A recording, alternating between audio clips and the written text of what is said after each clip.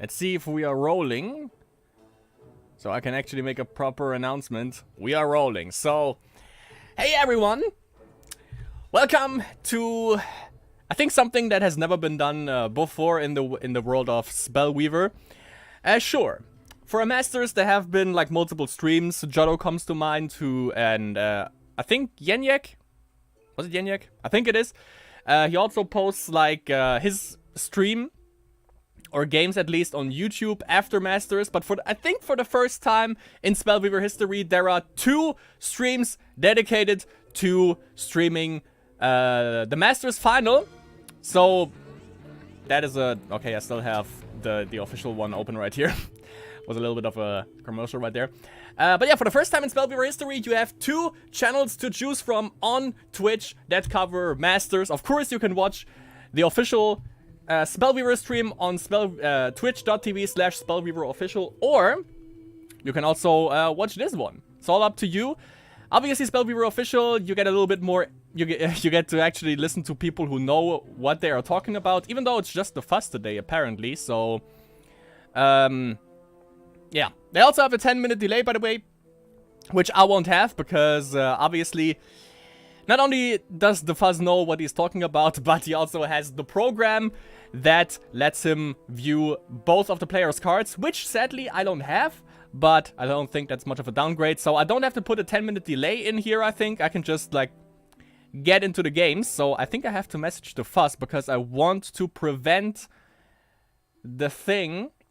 Because, you know, I want to be able to cover as many games as possible, or different games as possible.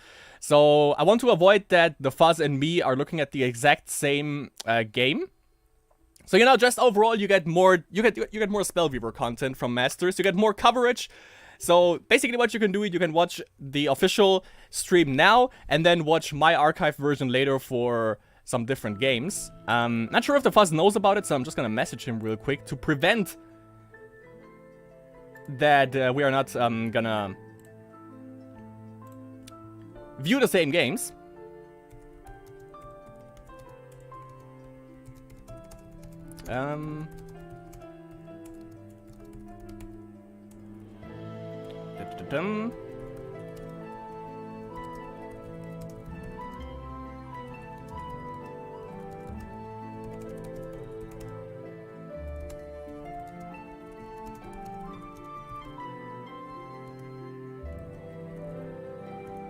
Okay. So I hope he's gonna respond. If not, we're gonna have a little bit of a problem, I think. Okay. Alright. So let's actually get into the midst of things. Who is gonna play today? That is the wrong one. Here we have it. Masters Final number 34. I tried to do that earlier, by the way, but I don't have a golden ticket, obviously. Doesn't let me do it. But yeah, we have Delmar, we have Freebie, we have Torik, Rinriet, Sashlar is back, Jodo, Lyris, Dobridges, Crueltech, the Zudzite, Comsiant, and SWAT Blues. SWAT Blues, by the way, is one of the coolest names that I've heard in a while. Don't know why, but that name kind of tickles my fancy. I really like it. Okay. So, what do you guys think? Who's gonna make it? Is the Crueltech curse gonna be broken? Geronimo also entered the fray. Yeah. Is Crueltech gonna be able to just delete the Crueltech curse, or is it gonna remain for this Masters? We're gonna have to wait and see. We don't have Dual in here. So, just from the names... I think I'm gonna pick 2. So, number 1 pick. Not sure. Let me actually check the ranks. Ah, God damn it. Jodo, Lucy, Vida didn't sign up yet. It's outside SWAT Blues. Okay, I'm gonna pick Stall, y'all. Is he online?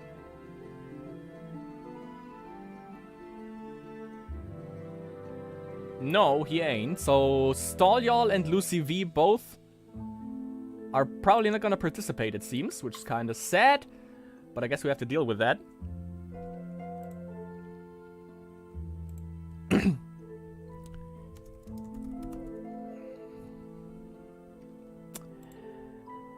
Alright, okay. 2 people, I'm gonna pick... Ooh.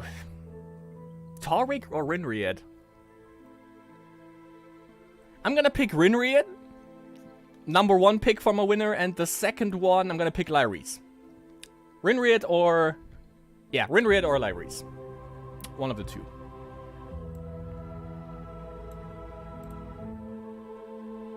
Or did we pick a top 3? Okay, Rinried, Tariq, or Lyris. One of those 3. Gonna bet my... What can I bet on that? I'm not sure. I'm gonna bet my sushi on that, I guess. Because I have some sushi right here with me. You know, it's gonna be a long stream probably. I have a beer also with me, by the way. Kirin Ichiban, Japanese beer. Best. Alright. I guess we can get the show on the roll now. Registration is closed. And... it should start in, yup, less than 2 minutes. Get ready, my boys. Prizes is $378 US, by the way. Is it still... Someone donated his Masters winnings. They mentioned it here. It might have been Sandalphon, but I'm not too sure. But someone donated all of his previous Masters winnings, which is pretty damn awesome, to this Masters right here. That's pretty selfless. I like that. Alright, we have something in chat. Good luck, everyone. Definitely also from me. GG, good luck, have fun. Give us some great games. And again, you know, if you watch it on my stream, you can also check out Spellweaver Official, obviously.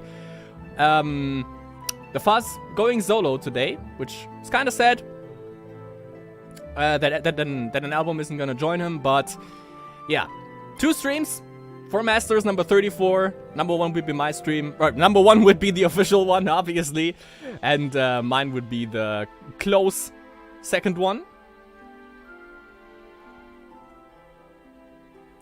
And the Fuzz also notified me, so he should always tell me which games he's gonna spectate. Alright. Because, you know, he has a 10-minute delay, and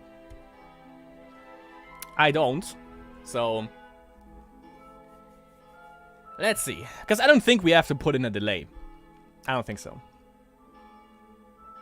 Also, with the new version of OBS, I wouldn't even know how it works, but that's besides the point, obviously. So yeah, my 3 picks, again, Lyris, Rinried, or Tariq. Don't disappoint me now. Okay, first round is gonna commence, and we have the pairings. Sashlar against SWAT Blues, Freebie versus Rinried, Tariq versus Cruel Tech, that's awesome. Rinried against Freebie, we had that. Anti versus Comsiant. Delmar against Jotto. Lyris against Geronimo. Ooh, Dobricious against Zatzite. Ooh, we have some good pairings right here. Zatzite against Dobricious. Alright, alright, alright. So I'm gonna wait on the Fuzz. And I'm gonna see. What I actually want to see is actually Cruel Tech against Tariq, but the Fuzz might snatch that for him.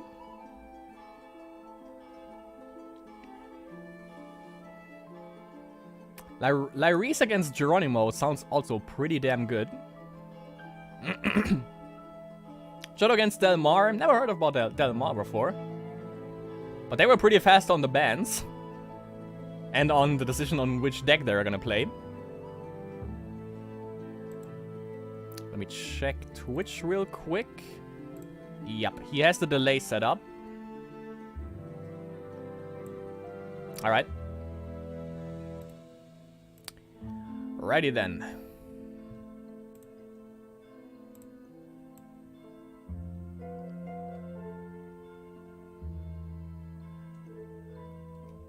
Someone said just put on 2 hats. If the Fuzz is doing it, I'm also gonna do it. I mean, I have a fedora. Okay. Bans are incoming. at the moment. So we're gonna just have to kick back a little bit. Yeah, Stall and Lucy V, by the way, they didn't join in, so they are missing from this Masters. The bridges against the Zud side is in full effect. Last time I heard about Zud side actually was in a Forest Bear Studios video, so he has been in the game for a while. Comsiant against Anti. That's also pretty good. Okay, and until I get a notification from the Fuzz, I think we're gonna jack in on Anti against Comsiant. Torek. Now the big dogs are coming in.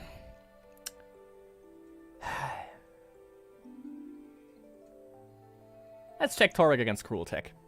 Torek, fellow German. Should be alright. And what I've also seen, by the way, is that a particular Armen deck, Lord of Corruption, is now on the ladder. I don't know which deck it is, but it sounds kind of interesting.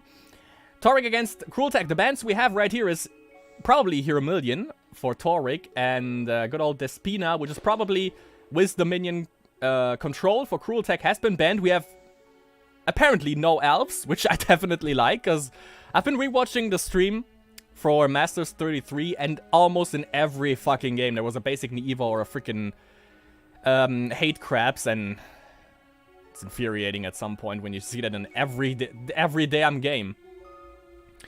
But yeah, we have Torek on Armen. Could be Corruption Control against Cruel Tech. That could be the Slaves deck with Coronas. And obviously Rage Rush, so Torek was probably like, yeah, I can probably deal with Rage Rush with the stuff I have, but maybe he was banking on the fact that he wouldn't ban Heal Million, but rather Enoch or Armen. Because I think Heal Million can kind of deal with Rage Rush, I would assume. So we have Rage, so it's not Corruption Control for not Corruption Control for Torek, it seems. And yeah, that might be the Slave deck. Nice card back also for Cruel Tech and also for Torek.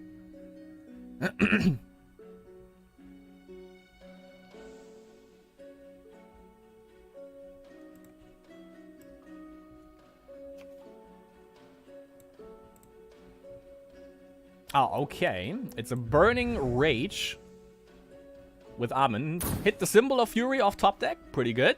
And another spell. Lightning Bolt. Okay. You rarely see that, but of course in Burning Rage it makes sense. The more spells, the better, obviously. Have a little bit of a Phasean Mercenary.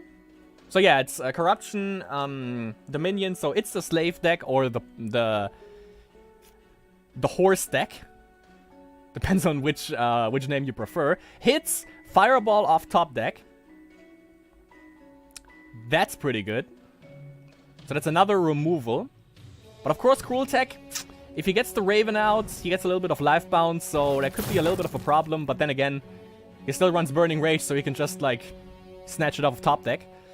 Went up Aspect, so he actually gets the Fireball off of Burning Rage. Or can play the Fireball off of Burning Rage. But yeah, Torek down to 16. No board presence, however, for Cruel Tech, so works out. Works out.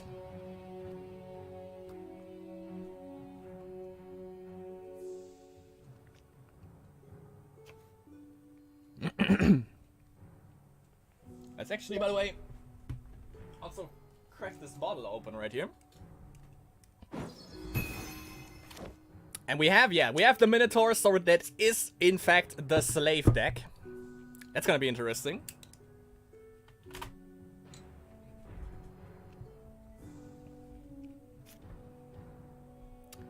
Kampai friends. Onto a great Masters coverage.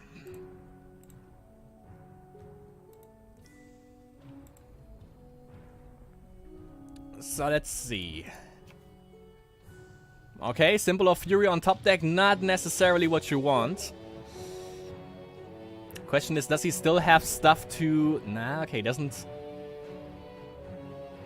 Can't manipulate top deck here, so... Yeah, that basically did Jack Diddley. Of course it's a slave, so... But yeah, he just has to basically summon a Raven and... He also gets a Might Emblem straight away with that, so... He should be able to Should be able to get some beats in with the Raging Minotaur right here. Also, of course, you know, he damages him for two? Yeah, for 2 damage every turn, but he just gets this back with the Soul Raven in the first place, so... Should be able to control him. And that's my Steam blowing up right there, by the way. Yeah, there's the Soul Raven. Beats in, 4 damage. That is nasty. That is pretty damn nasty. But of course, Might Emblem on the Raven. There is the Fireball top deck. You can actually just draw that, I would say, and just play it so he doesn't take more damage.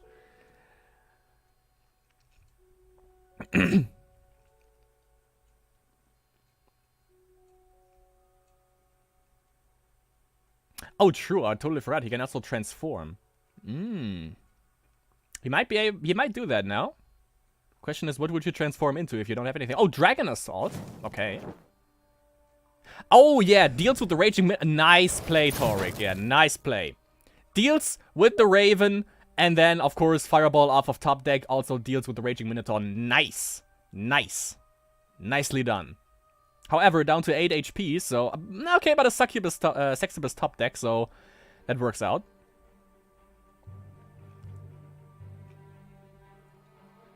Gets like 3 HP back, and then you can also transform. Not right away, obviously, but he has to go up 1 mana and then... to get the Sexibus out in the first place. Discarded Primal Battle. There is another Minotaur. There is also the control factor for said Minotaur, the good old zombie Legionero. Manipulates top deck. Let's see. Another Shrine. Should draw that, I would say. I mean, he has a Sexibus, so definitely go up mana and get that shit on the board. Obnoxious Fumes. Well, deals with the zombie. But Raven comes up, so he can still attack with the Minotaur. If he just summons a Raven. Yeah, but Raven isn't going to do much, because there is Symbol of Fury, there is Obnoxious Fumes, there is basically also Fireball. There is so much removal just for that, so it shouldn't be that much of a threat in the first place. But we haven't seen... The only one that has gone face was Cruel Tech so far, once. Other than that, it was just board control or board wipes all over the place. So 4 mana on Taurik.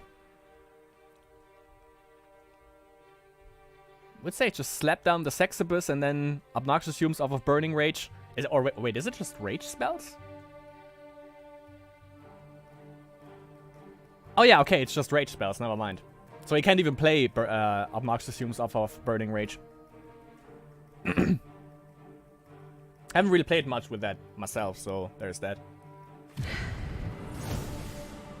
The Sexibus. And next turn you can just transform if he has to. But what would you transform into? Maybe a basic Darius?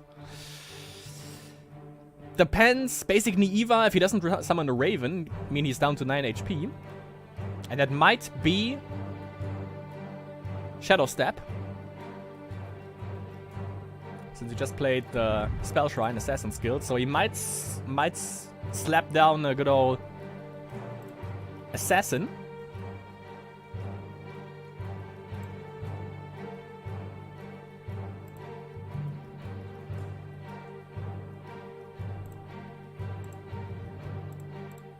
I haven't received any notification from the Fuzz, but maybe he's on the stream. Could be. Oh yeah, I totally forgot chat. Sorry.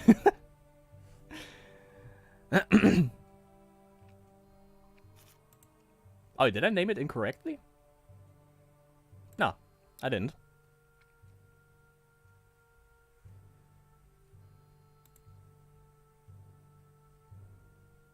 Good that we have Alonso every time in the chat. That's pretty good. Okay, we have the Stallion for... Cruel Tech.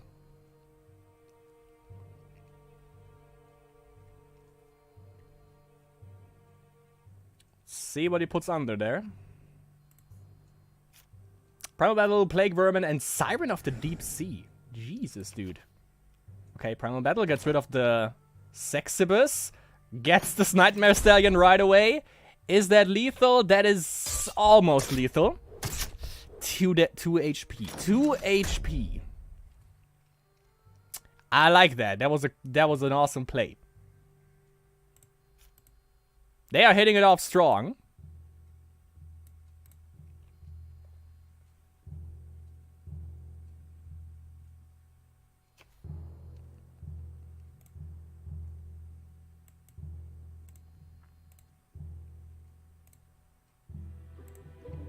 Swipe this so I actually see all the new notifications. I totally forgot about chat for some reason. Sorry about that again. Okay.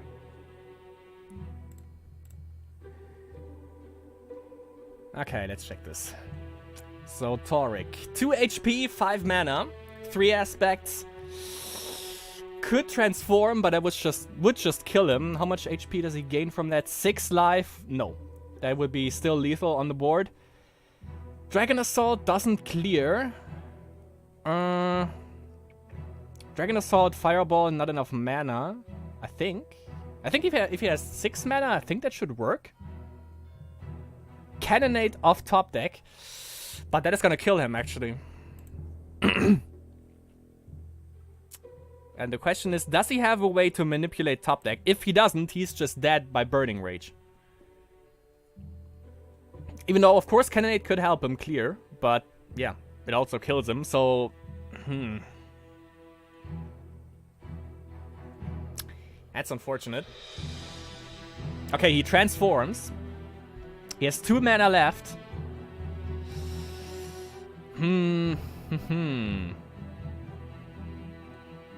Only up to 6 HP, however, because of that Burning Rage. Maybe...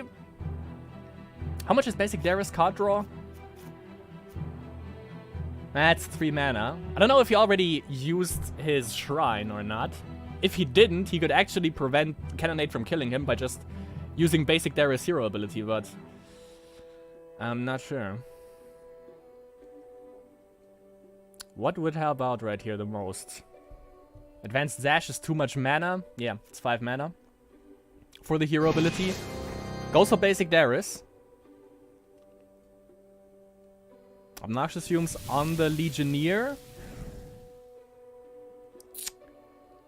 Did he prevent lethal? No. No, he didn't. Just 4 damage on the Minotaur. Yeah. Just 4 damage on the Minotaur. Doesn't kill him. Doesn't kill the... Obviously doesn't kill the Stallion, so yeah.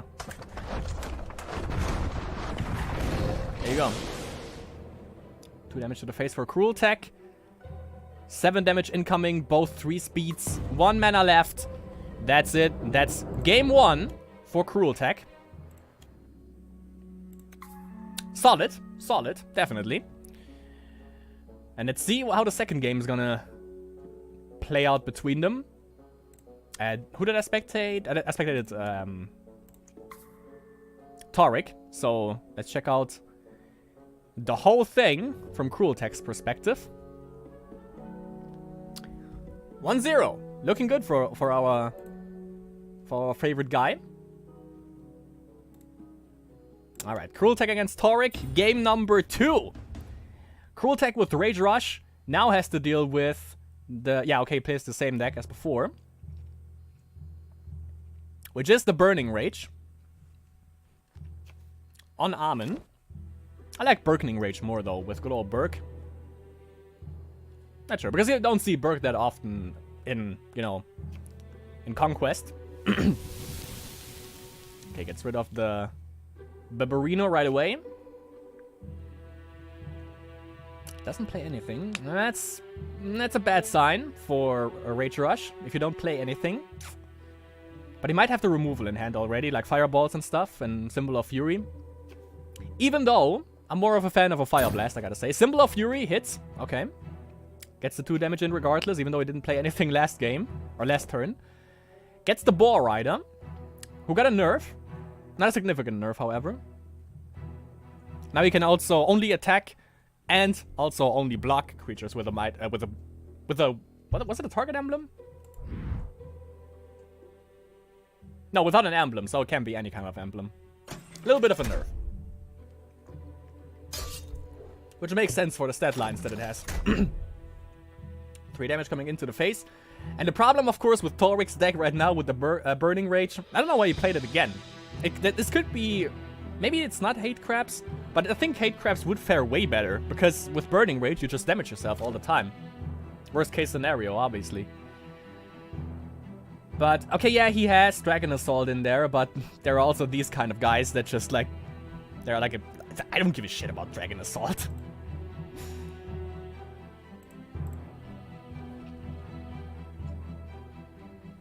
So this might be a rather fast game, actually, between the two. Sanctum. Okay, that's everything that he has. 2 aspects, 2 corruption aspects, 1 rage. He's just rushing him down. He's just rushing Torric down right now. Doesn't have a snack in hand, it appears. The Goblin Arsonist, as he's called by good old Fuzz, the Anarchist. Okay. So you might have a, how's he called? Rocky Berserker? Yeah, Rocky Berserker in there. Just to get the Might Emblem on him with the Arsonist. 3 damage is also pretty nice, considering that most deals like 2 damage anyways in Rage Rush. But of course also gets swiped by Dragon Assault.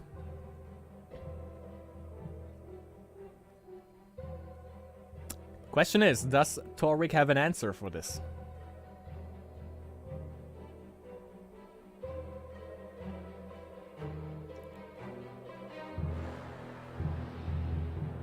Because he gets rushed down pretty fast at the moment, so he had a good draw. Good old Cruel Tech.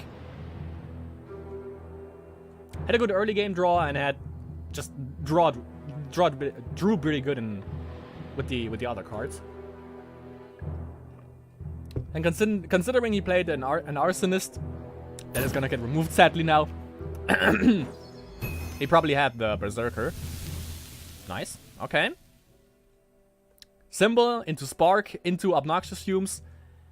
Left the Slave on the field, but I'm pretty sure Cruel Tech has a means to activate him again. Maybe a snack. As soon as he goes up that second aspect, we know that he successfully hit a snack. Let's see if that card is it. Probably not. Okay, snack. Or Gibo and Ronnie could also be a thing. Transformation is ready for Torric, by the way, so we can transform. Getting up for 6 HP. Which put him up to 18 again. Which kind of negates also Rage Rush a little bit. But he also can play anything in that turn, so there's that as well. And against Rage Rush, maybe he should transform into Advanced Zash. Would be pretty nice. Would basically wipe the entire board all the time.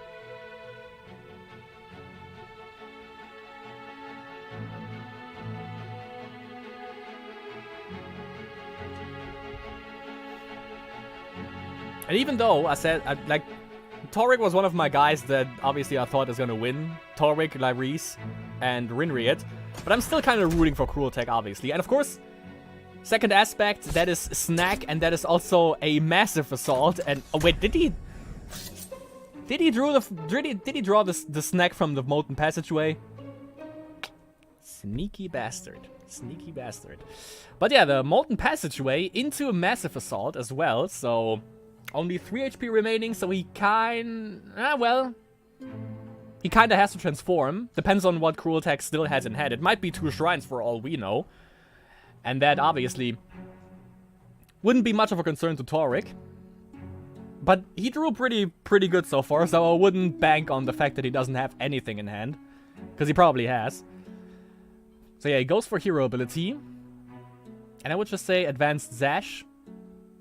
Maybe even Advanced Darius. Just anything that with AoE, basically, would help him out. I think that's yeah, those two. Those two, I think, would be the safest bets, I would say. Advanced Sash more so, but of course you have the cooldown, you have the mana cost. And you have to think about, like, he probably has another creature. It just has to be a Swift Rocky Berserker and he's done for. If he doesn't have any fast spells. And I think he's left with 1 mana anyways. And we all know, Obnoxious Fumes is not a fast spell. Or instant spell, I should say. That's... okay, that's interesting. Okay, good. That's okay. That's Armin. Demon Overlord. Also got a nerf, by the way. He's 4-4, not 2 speed, but 1 speed now. Beats face with the snack, and the Berserker and Torek loses. Cruel Tech victoriously against Torek. 2-0 for Cruel Tech. Pretty damn good. Alright. Sashlar also 2-0 against SWAT Blues. Freebie is 1-0 against Rinriet. Lyris against Geronimo ended in a 2-0 for Lyris. Dobrich 1-1 against the Zutzite. That's interesting. Okay. Let's check out Dobrich and Zutzite for now. Right when the Holy Radiance hits. Okay, we are not gonna cover Zutzite anymore. That guy plays fucking 1-turn heal. And y'all know how much I fucking love 1-turn heal. It's the greatest. Fuck that deck. Dobrich, by the way, with Vamp. That looks like vampires. Ah, Dobrich. Ah, you didn't have to. I like that. Oh yeah. Go face. Go face. Oh, those vampires. Oh, that's lovely. Yes! Beat his face in! 1-turn heal against vampires. Vampires remain victoriously. Dobrich. I love you for that. I love you for that. Did you actually bring vampires? Did you actually do that? That's freaking awesome, by the way. If that is vampires, we're gonna have to check out. We're gonna have to check out more of him. Definitely. Dobrich. Vampires. Nice. That's the combination I'd like to see in this game. Alright. Okay. Freebie Rinriet. 1-0. Delmar and Jotto is still going on. Delmar giving Jotto a pretty hard time, it seems. Also, I haven't heard from Delmar before. Let me actually check. Level 51, however. Okay, Freebie against Rinriet. Let's check that out. Perspective from Rinriet. Oh, and there is this, that Lord of Corruption deck that I've seen in Ladder.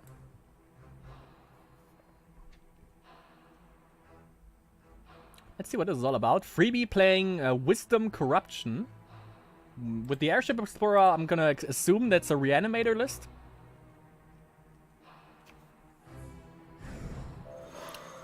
And so far we only see Corruption creatures for Rinriet.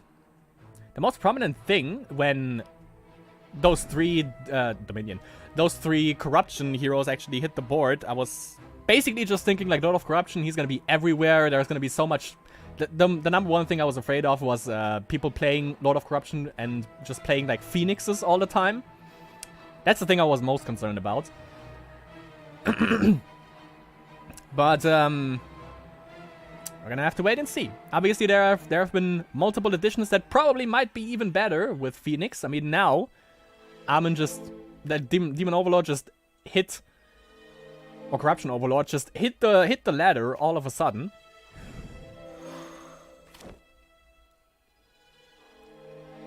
So people apparently found out something that is pretty OP with him. It's gonna be interesting to see what it actually is. But both players, slapping down tombs. So it's gonna be a little bit of a tombs race. A little bit of an advantage, obviously, for Rinriet, given that he played tombs before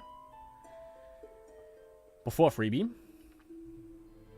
But still, there is the wall in the north. I've played against that, and it's freaking obnoxious as hell. And the question is, does Rinriet want to sacrifice both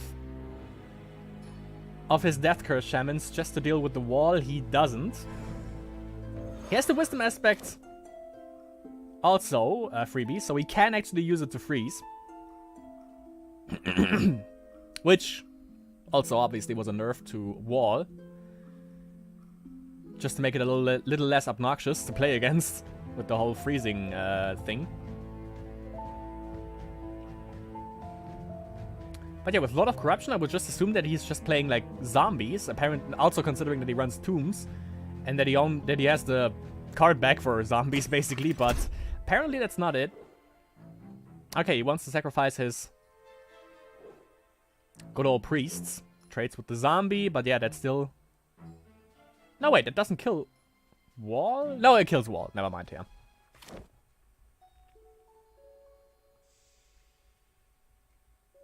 Yeah, okay, yeah, what was I about to say? Like, just do it like that, because you trade the zombie. That makes the most sense. Uses Airship Explorer. I mean, you could also get rid of the Airship Explorer, but I think getting rid of Wall is a little bit better. Question is, do you want to... He can freeze, but it doesn't make sense, because, you know, everything dies anyways. I mean, he could freeze the zombie if that actually works. Oh no, okay, you have to freeze the one that is engaged in combat with. Which, yeah, doesn't make sense.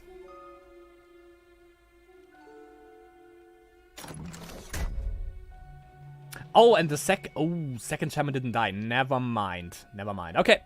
Has symbol. Deals with the wall anyways. Got rid of that. Pretty good.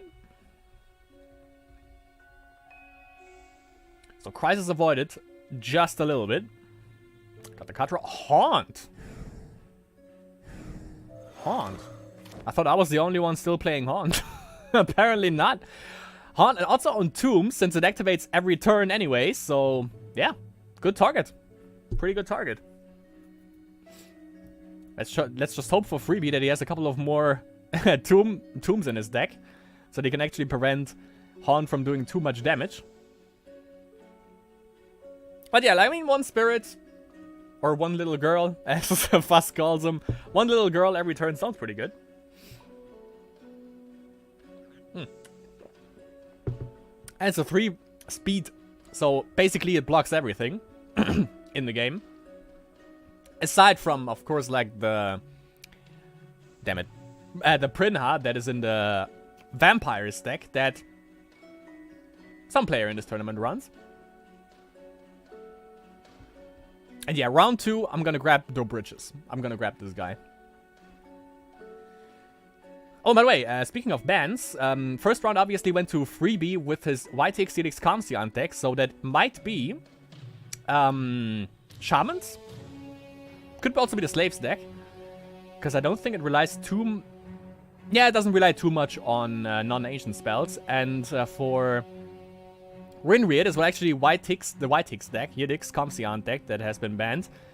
Advanced Neva is still on the run, and Basic Neva got banned for freebie. So freebie has to win with this possibly Reanimator list that he has right here.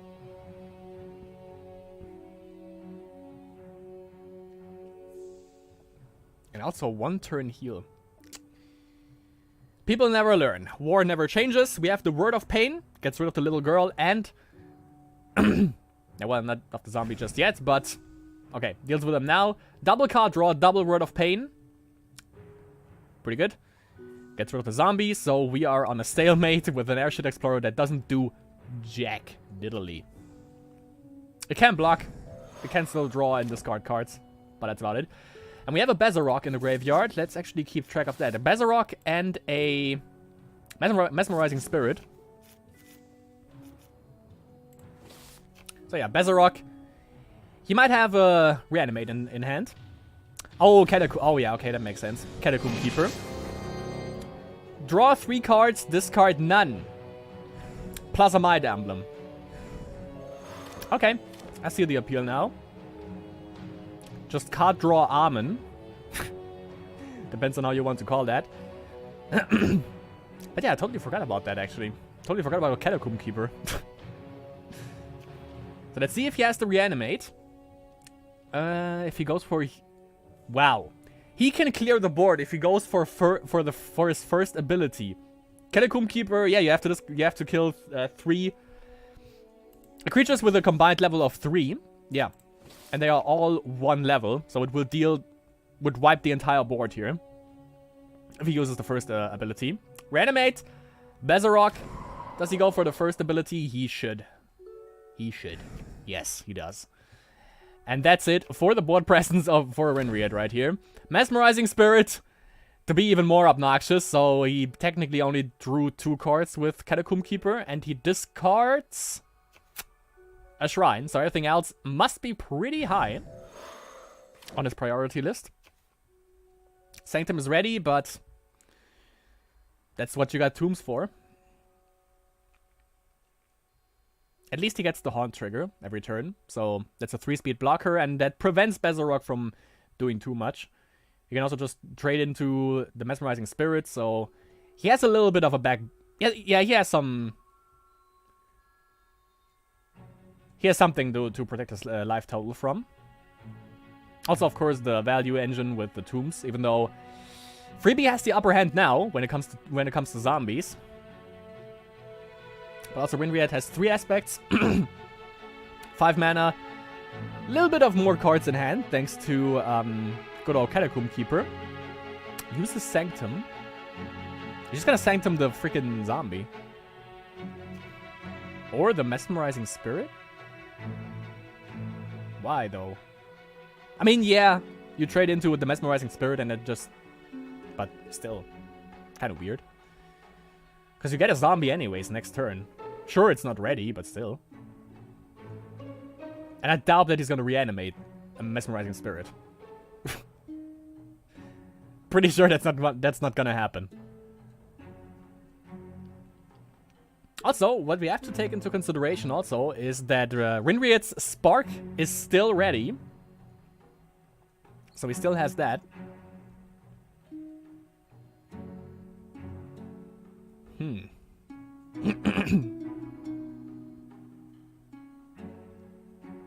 Three mana left. There's a bunch of stuff you can actually play with. Corruption.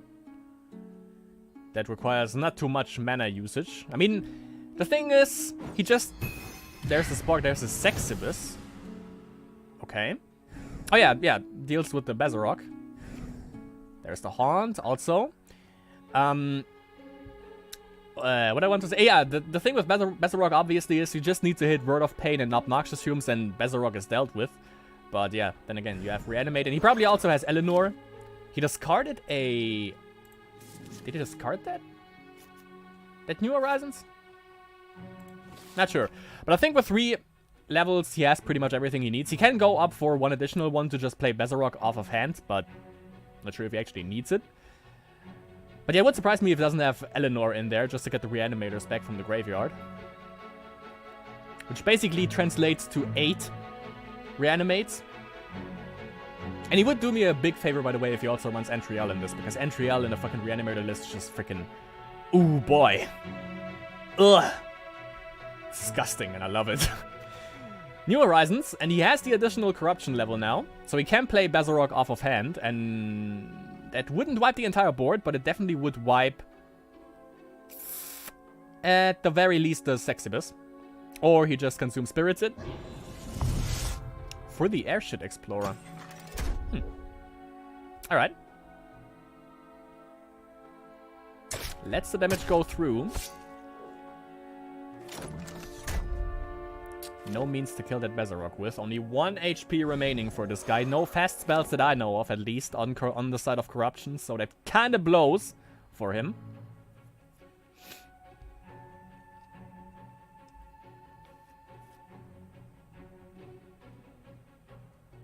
And we have Lowen1 in the chat.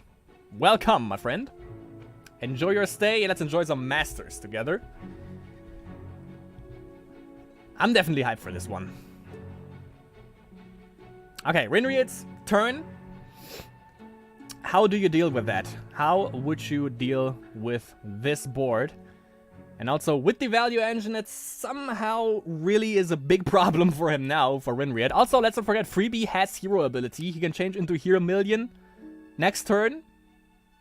And just go face. Just go face for ridiculous amounts of damage. Well, not ridiculous, but a little bit. Overall, that would be 16 damage if he doesn't block, which would definitely kill him. Okay, Consume Spirit. He has 3 aspects. On the wall? Yeah, I was about to say, why would you put it on the wall? On the Spirit, of course. Nothing can block it. Hey, as you can see, it's Haunt, my friends. Haunt. Just go with Haunt. That's all you need. Sextipus also. These guys have plays that I just wouldn't see for the I don't know. They are on a different level. They're in the top 10 for a reason. They are playing in Masters for a reason, to be precise. That's why I can't win one game against any of these guys. Because that play was just freaking sweet. And yeah, once again, you know, Haunt. Saves lives. Maybe. If Rinriad wins, definitely. Even though I'm kind of tired of these... I'm kind of tired of these motherfucking elves in this motherfucking game. So I don't really want to see that advanced Naiva bullshit. Because it's either hate crabs or it's elves. And I hate both of them. Probably not elves because that's basic Naiva, but... It's probably hate crabs or something, and it's also not really fun to watch, in my opinion. Catacomb Keeper. 4.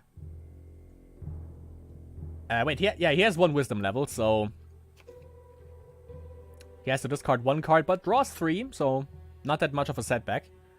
Doesn't get the Might Emblem that he would get from the Lord of Corruption, however. And speaking of Lord of Corruption, his hero ability is up again next turn. There's the Word of Pain. This card is just awesome. It's one of my favorite removal cards, because it also redraws itself.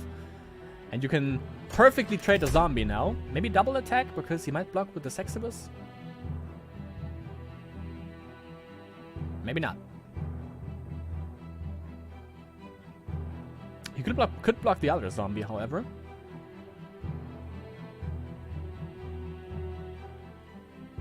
Reason I stopped Spellweaver is that it took around 500 seconds to find games. Depends on when you play. Definitely. Depends on when you play. Because I streamed ranked twice this month, I think. Or last month, I should say. And we found games rather quick. Not 500 seconds, definitely not. Maybe it was like 1 minute or something. But it also depends on where you are ranked. If you are ranked lower on the ladder, you tend to find games quicker than when you are like in the top 20 or something. I think that's when it takes a little bit longer. It also depends on when you play then, though.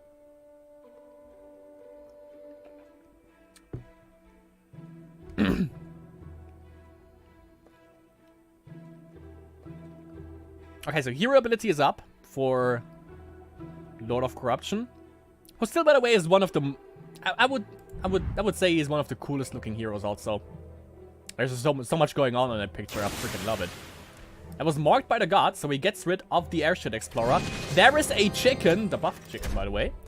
But it is ranged. And... Oh. Oh! Oh!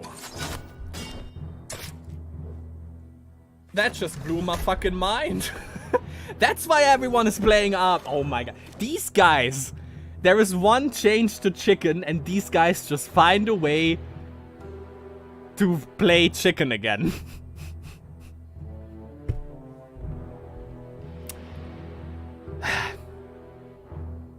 It's the same with Rage Rush, you know? Rage Rush gets nerfed, they still find a way to play it somehow. They find a way to hide it. Maybe, I think it was when Disarmament right here, Immortal got introduced, when they just changed Rage Rush to not play it with basic Zash, but to play it with under Armand, so, you know, people didn't know it was Rage Rush. But the freaking chicken, right, it has everything when you play it under the Lord of Corruption. Jesus Christ, that's balanced. But a double Sextipus right here. Let's not concentrate on that too much, because Rinriad has a little bit of a problem now. Also, the problem... He has 2 problems, actually. The problem number 1 is that he's down to 7 HP if he doesn't block. And the second problem is that Freebie can transform into another hero, which nets him 6 additional HP, plus he might change into Heal Million, which means there's gonna be a lot of hurting coming straight towards Rinriad next turn if he doesn't have 2 Word of Pains and maybe an Obnoxious Fumes or something. What should I play? What time of the day? Depends on your time zone, actually.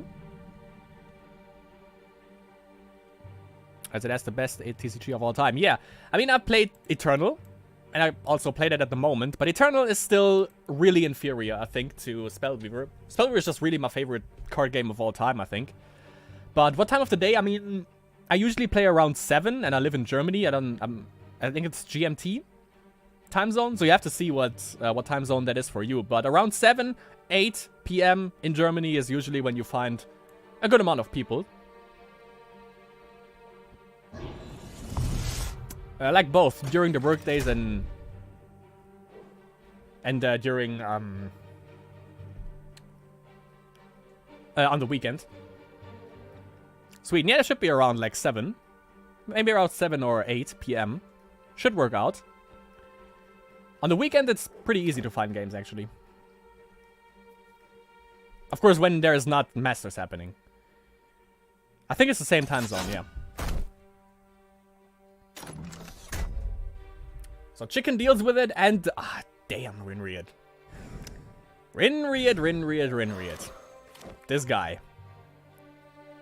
I mean, I actually want him to win, because that means we get an additional game. And well, the more games, the merrier for us, obviously. It's still round 1, by the way. Jesus. I love this. But yeah, Freebie has hero ability. Heal Million isn't gonna do much for him. Basic Darius would probably be better. No. Advanced Zash. Wipes the entire board.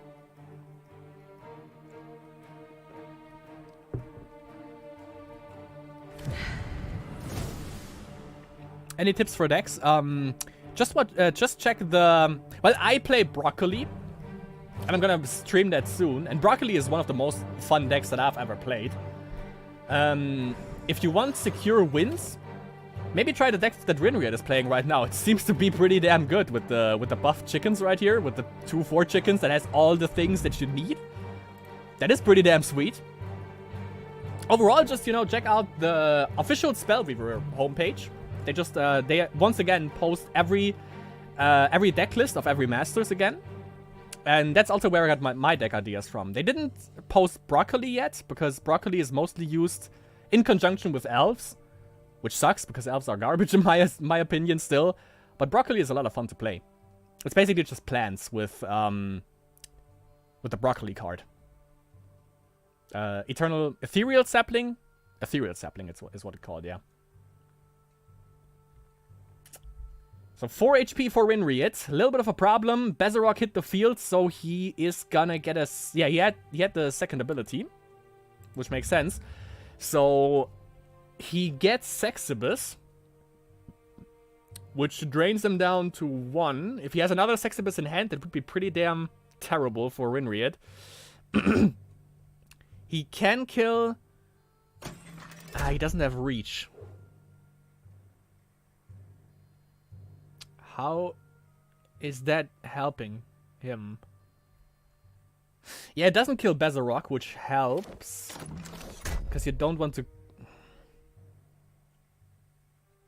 If he summons a Sexibus with Bezarok and then plays another one offhand, then that's just death. So he passes the turn with 9 mana, gets another... Maybe I should have sacked the first... The first Enchained Soul? That hurts. That hurts. Moment of silence for Rinried. Good play, Freebie. Good play. Definitely. Definitely. And even if he would have sacked that one Enchained Soul, that wouldn't have helped him much, actually. Nice, however. Nice game. Definitely. Round 1 is done, and I think I'm just gonna message the Fuzz to make sure that SWAT Blue's dropped. It's kind of a shame. But yeah, I'm just gonna message the Fuzz, so... Maybe he has the stream open so he can prevent like spectating the same games. I mean, if it's the last game remaining, obviously there's not much we can do, obviously. But yeah, before we can definitely prevent it. But I'm still gonna message him to make sure that yeah, that we don't have the same games covered. But yeah, I think we spectated some pretty good games. We had no elves so far, which definitely is my main objective in this Masters. And I want to cover the bridges.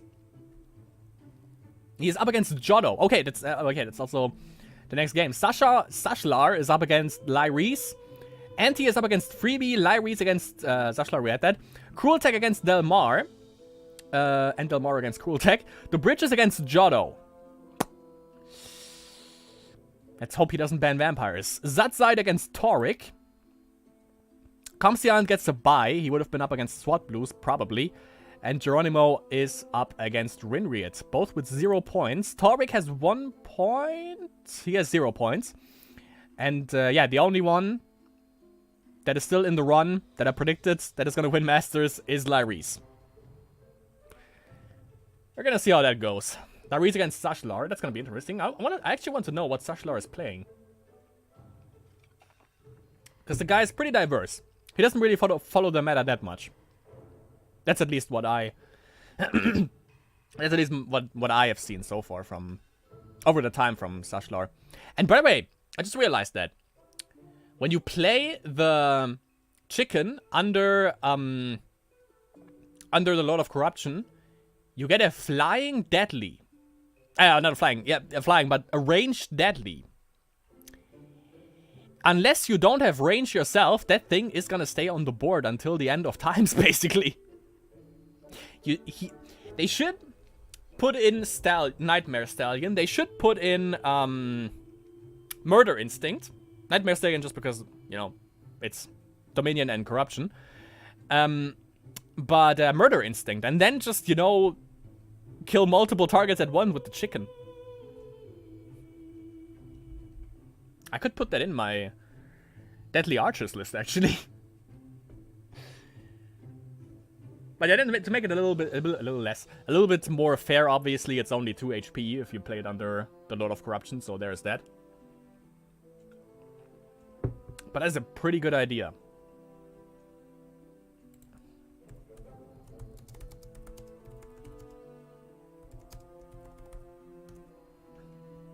Okay. Jodo against Dobby. Oh, wait. Wait. We have to see that from Dobby's perspective. Where is Dobby? There is Dobby. Dobby against Jodo. Jodo with elves, which I wanted to prevent, but we have possibly vampires right here, so we definitely have to see that. Soul Flames, get out of here. So we have Rage Rush Band. We have the, I think it's chickens, probably, for Jodo, for the Lord of Corruption, and obviously elves. And for Dobby, we have maybe Hate Crabs Band. We have Advanced Dash and Vampires. This is Vampires. I basically invented vampires. I see vampires, you know? When they play vampires, I see that. And that is vampires. Because where else do you see Vampiric Ashes? It's a good stall card for the beginning, though. And of course, the big thing for elves is that they actually have speed advantage all the time, because they have so many 3 and 4... Well, 3 speed creatures, 1 4 speed. Well, 2 with the Sun Chaser, alright. If you have enough energy on it. But, not at the moment, however. Not at the moment. Storm Fairy. Jodo is one of these guys, actually, that plays so fast, but makes the perfect plays all the time. That's what I enjoy about Jodo. I don't enjoy him seeing freaking elves, though. But at least it's fast, I guess. Okay, Dobby. Show him the might of the vampires. Beat him up. Beat him up. Do it for the vampires. I might play vampires on ladder again soon, just to let people know that vampires is still a force to be reckoned with. Soul Flames onto the Storm Fairy. Makes sense. He can kill Vampiric Ashes, however, if he plays just another elf. Yeah, he doesn't kill anything in return, however. Since he doesn't have any mana. I think it's 2 mana. Yeah, it's 2 mana for minus 2 HP, plus 2 damage. And there is Nienna, there is Call of Jambalaya. No, never mind. No, wait, it's more than... it looks like he runs more than 60 cards, but that's not a thing. And the elf, how's he called? Guardian, Grove Guardian, actually deals with the Vampiric Ashes alone, and that's rush, my friends. That's freaking rush. Well, we have 2 4-speed creatures, and a bunch of stuff that doesn't do too much damage, but that can hurt if it goes in with the other cards, so... Not the best thing. We also have a Spore Shepherd, which is one of my absolute favorite cards lately, by the way. Just because I play Broccoli all the time. Power Surge. When this thing hits the field, though, and it can next turn, damages him for 3, but it doesn't really concern him too much. And I would say... Emblem on this, and on one of the Elf Scouts, just to get some plans going. It's 3 freaking Elf Scouts. It's fucking disgusting. Oh, he might have a Cataclysm, actually. That's probably the reason why he used Power Surge, because he's only 1 mana off, or 1 mana away from Cataclysm now.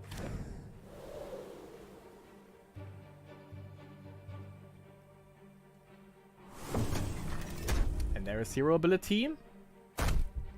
That is not lethal? No. Barely. Barely lethal. Down to 4 HP. And I think he knows that Cataclysm is gonna hit. Yep. So let's see what he has on hand. I don't think he has anything swift. Master Hunter. Yikes. 3 speeds, 2 Might Emblems. Pretty terrifying. 2/3 ranged. Never a good time. Second Cataclysm, maybe? Karthus would be 2... Yeah, it would be 2 aspects. It would be 2 additional turns. Another Cataclysm, actually. Okay. Alright. Lord Kappa, sorry, might come down next turn. But yeah, 3 speed creatures are a problem, obviously, for Dobby. Or for... His Vampire Majesty. And you know, I'm not biased, obviously, but I love vampires, so I'm a little bit biased for Dobby. He could get himself a Master Tactician, but I don't think that... Nah, it would... probably wouldn't do much. Just needs a Storm Fairy to bounce it right back. Gets the Shrine. Gets another Cataclysm. Alright. I mean, it makes sense. You know, he doesn't get the card draw engine with Nienna. He only has 3 cards in hand, so that limits his possibility. He has fucking Nienna. Sure. Sure thing. Let's see, he is limited now, Jodo. And card draw is a problem for every freaking, ever since blue soldiers aren't a thing anymore. Card draw is a huge problem for every rush deck out there. But not for elves, if you have a Nienna out. But I think that's the 3rd one. Nienna the 3rd. I'll check that, actually. 1, 2... Yeah, that's the 3rd. Nienna the 3rd is on the board. We have 7 mana. 4 aspects. 4 Dobby. There is Lord Kappa.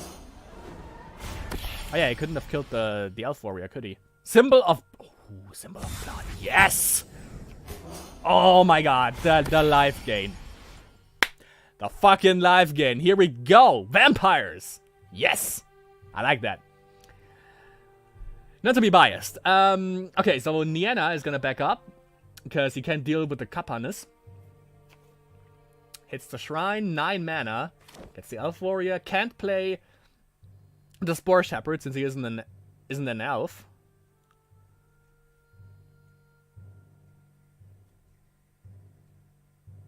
Oh god, I love this. I love this so much right now. If this works, if this works, it means elves. Okay, Nienna gets bounced back. He obviously doesn't want to do that with Lord Kappa. Okay, he has 0 ability. I was about to say, what? Kills off Lord Kappa, but also Lord Kappa gives him 2 additional H Pizzle. just by killing that. So he is back in the game, Jodo. But there is hero ability and there is now 3 cards. Mind Extortion. Alright, 1 less card for him. And we've seen the Niana. We know that is one thing that he has. What's up next? Prina. Place that under the Storm Fairy. If he doesn't draw another one, that's good. 3 mana left. Goes for Tempting Lure for a 3 creature, which would be an Elf Scout. Alright. That's 4 speed. I mean, why not? Might as well also use up the mana.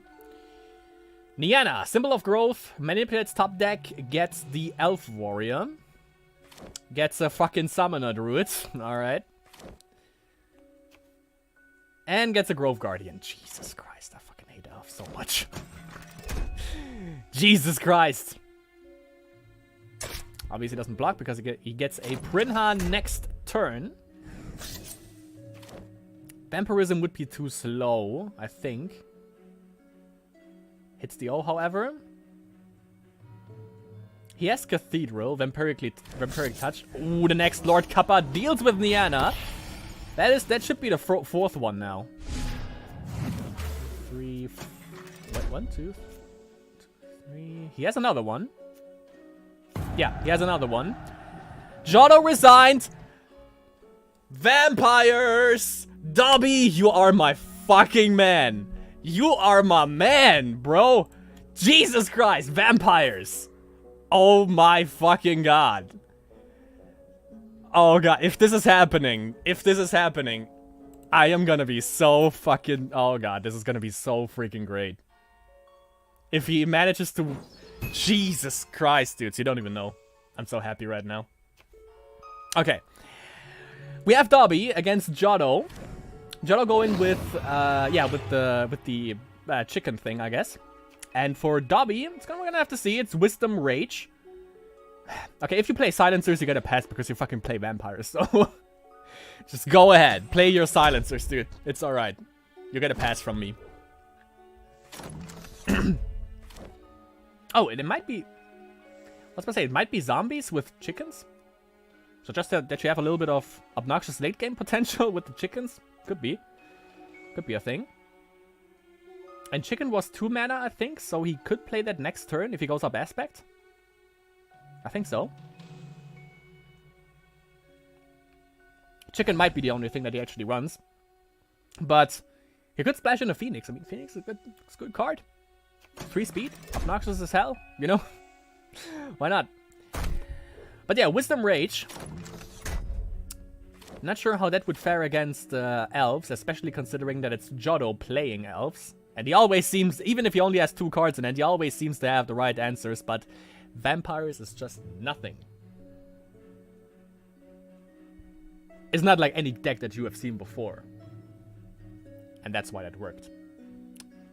Dobby, Kampai, you're the man.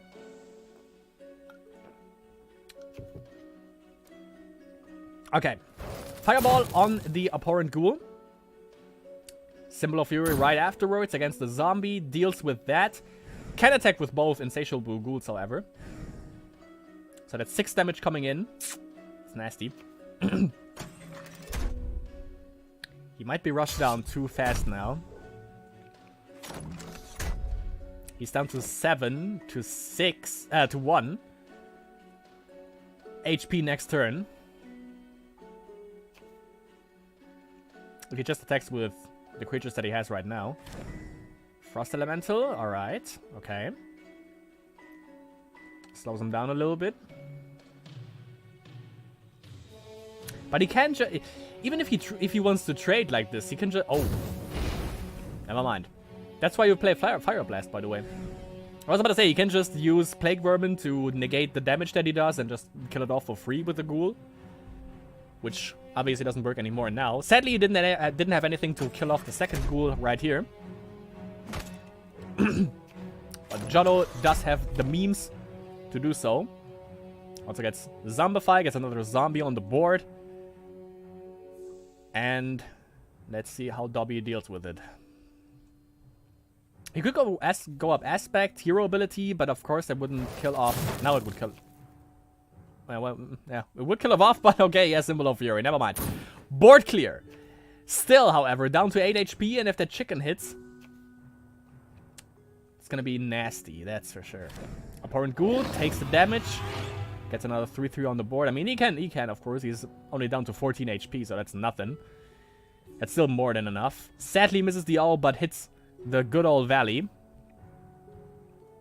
Silencer, okay. Does that prevent hero ability too? If you play something with hero ability now? Not sure. Infernal Tribute kills off the Silencer right away. 2 mana left. But apparently doesn't have anything to play. Could be a Zombie Legionnaire if he has it. I mean, why not? But yeah, it was just to burn off the Silencer right away, I guess.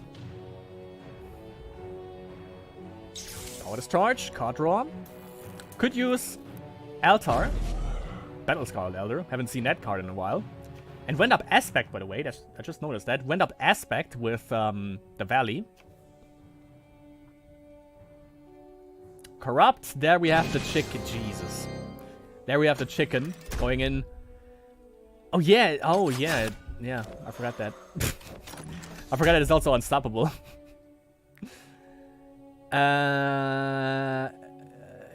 Hero ability. Yeah. 4/5 aspects now. But yeah. Wipes the board. And he can't play another chicken unless he has hero ability up again. So that's a good sign. Tombs of the Damned. Good sign for Dobby. Not a good sign for Jodo. Not as much. Silencer. Into... Are you kidding me? Are you kidding? 3 cards in hand and he actually managed to get the freaking dragon. Even if he wouldn't have hit the dragon, he could have still killed off the zombie. But he hit the fucking dragon. This is just insane now. This isn't... Masters 34, my friends. Everything can happen. He hit the fucking dragon with 3 cards in hand. God damn it, Dobby. God damn it. Had to burn off 2 cards. One of them was the Infected Survivor. What was the other one? Oh yeah, the Tombs. Blocks the zombie. Is down to 2 HP, however. 3 HP. Shadow resigns. Dobby remains victorious. That's insane. An album posted us. We're doing Cruel again. Okay, that's alright. So an album joined. Alright. Jesus Christ, that game was just awesome, I gotta say. Dobby coming through strong. Jesus. Alright. We have Sashlar and Anti duking it out and Freebie against Lyris. Might as well check out Lyris. Oh, well, we checked Freebie already. But I think I also watched Anti. I want to see what Sashlar is playing, though. So Sashlar is Rage Rush Elrike deck. Chickens, I guess. And we have... I would just say Hate Crabs, because that's the thing that makes the most sense, I guess. Advanced Eris is interesting. And... Naiva. Advanced Naiva. Just let them know.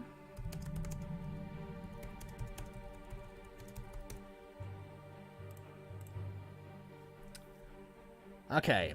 So Rage Rush against... Oh wait, that might be Hate Crabs actually, because it's Corruption Nature, so... That one could be Zombies. Could be Corruption Control as well. That also works with that hero, obviously. So yeah, everything on the front line right now. Also the Flesh Sculpture, not a fan of that. Should have put that back on the back line, I think, because if he could get a good trade up here. Still, Plague Vermin is the first to be reckoned with. He gets at least 1 zombie if he uses the ability. So he has to make really smart plays here. He potentially loses 2 creatures, unless of course he has a snack, which apparently he doesn't.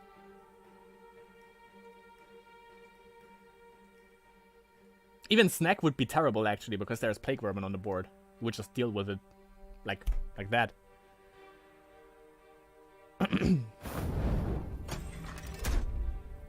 Okay, so prevents the ghoul from blocking. Just send in like one of the lizards into the plague vermin, maybe. Double attack.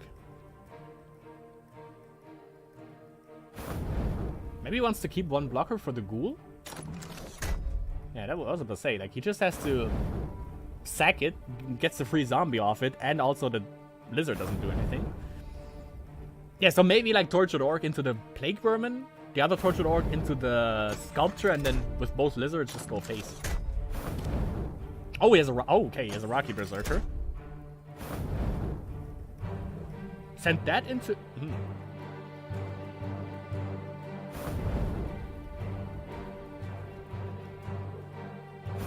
Okay. So he gets a free zombie if he just sacrifices the plague vermin, which he should do. Because he can't block anyways. So... Flesh Sculpture is dead either way. It wouldn't grow the Berserker, but it wouldn't do much. I still would sack this Plague Vermin just... Yeah, he could kill one of the Tortured Orcs. The first one, to be precise. He should have damaged that with the Plague Vermin. And also you get a 2-2 Zombie Legionnaire, which is 1 speed, which is a little bit better than a 1-1-2 speed Plague Vermin. I get some value out of that. That's at least what I would do. But I'm not good, so there's that.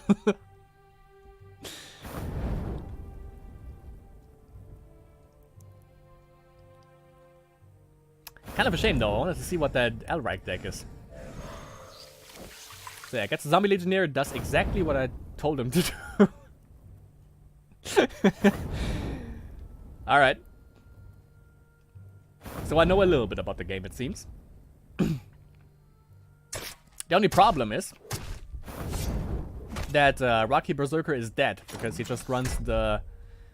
Yeah, he doesn't have any mana, so he doesn't have any other plays, Sashlar that is, so yeah, he just loses the Rocky Berserker to the Ghoul.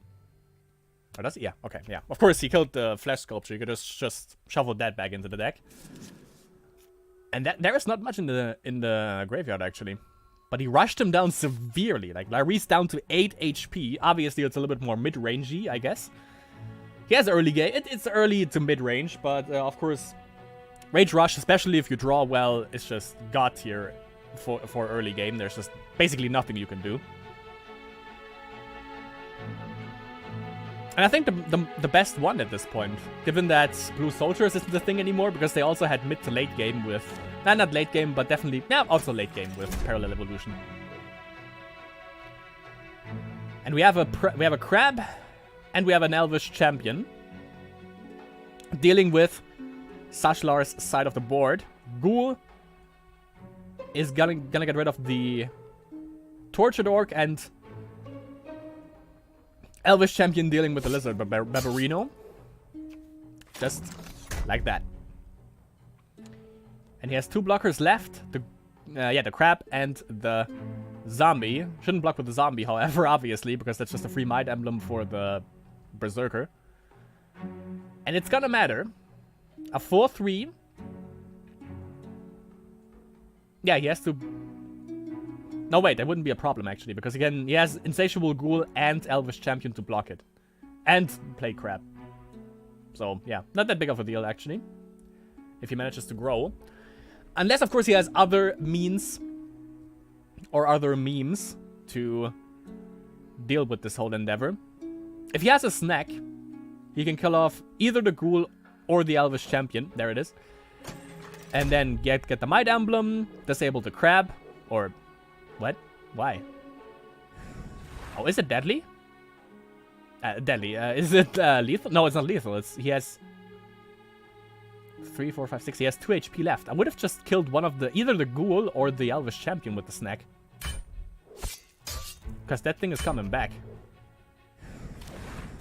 Yeah, and... Huh. Maybe he has another snack. Could be a thing. And the Ghoul obviously can attack. Have a Plague Crab in there and a Flesh Crafter. Yeah, I mean, Plague Crab with Insatiable Ghoul actually makes sense because you basically get more crabs out of it. Seems Flare. Seems super Flare, in fact.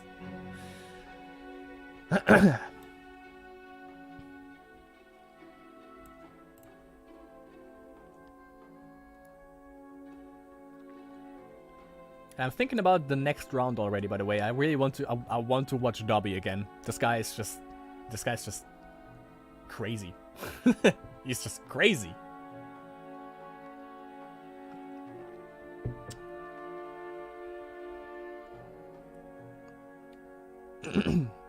Or I pass it over to Fuzz and Album.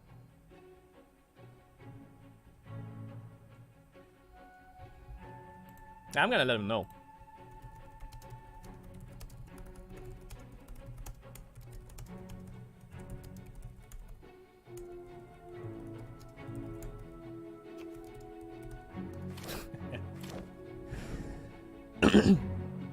They might want to check that out.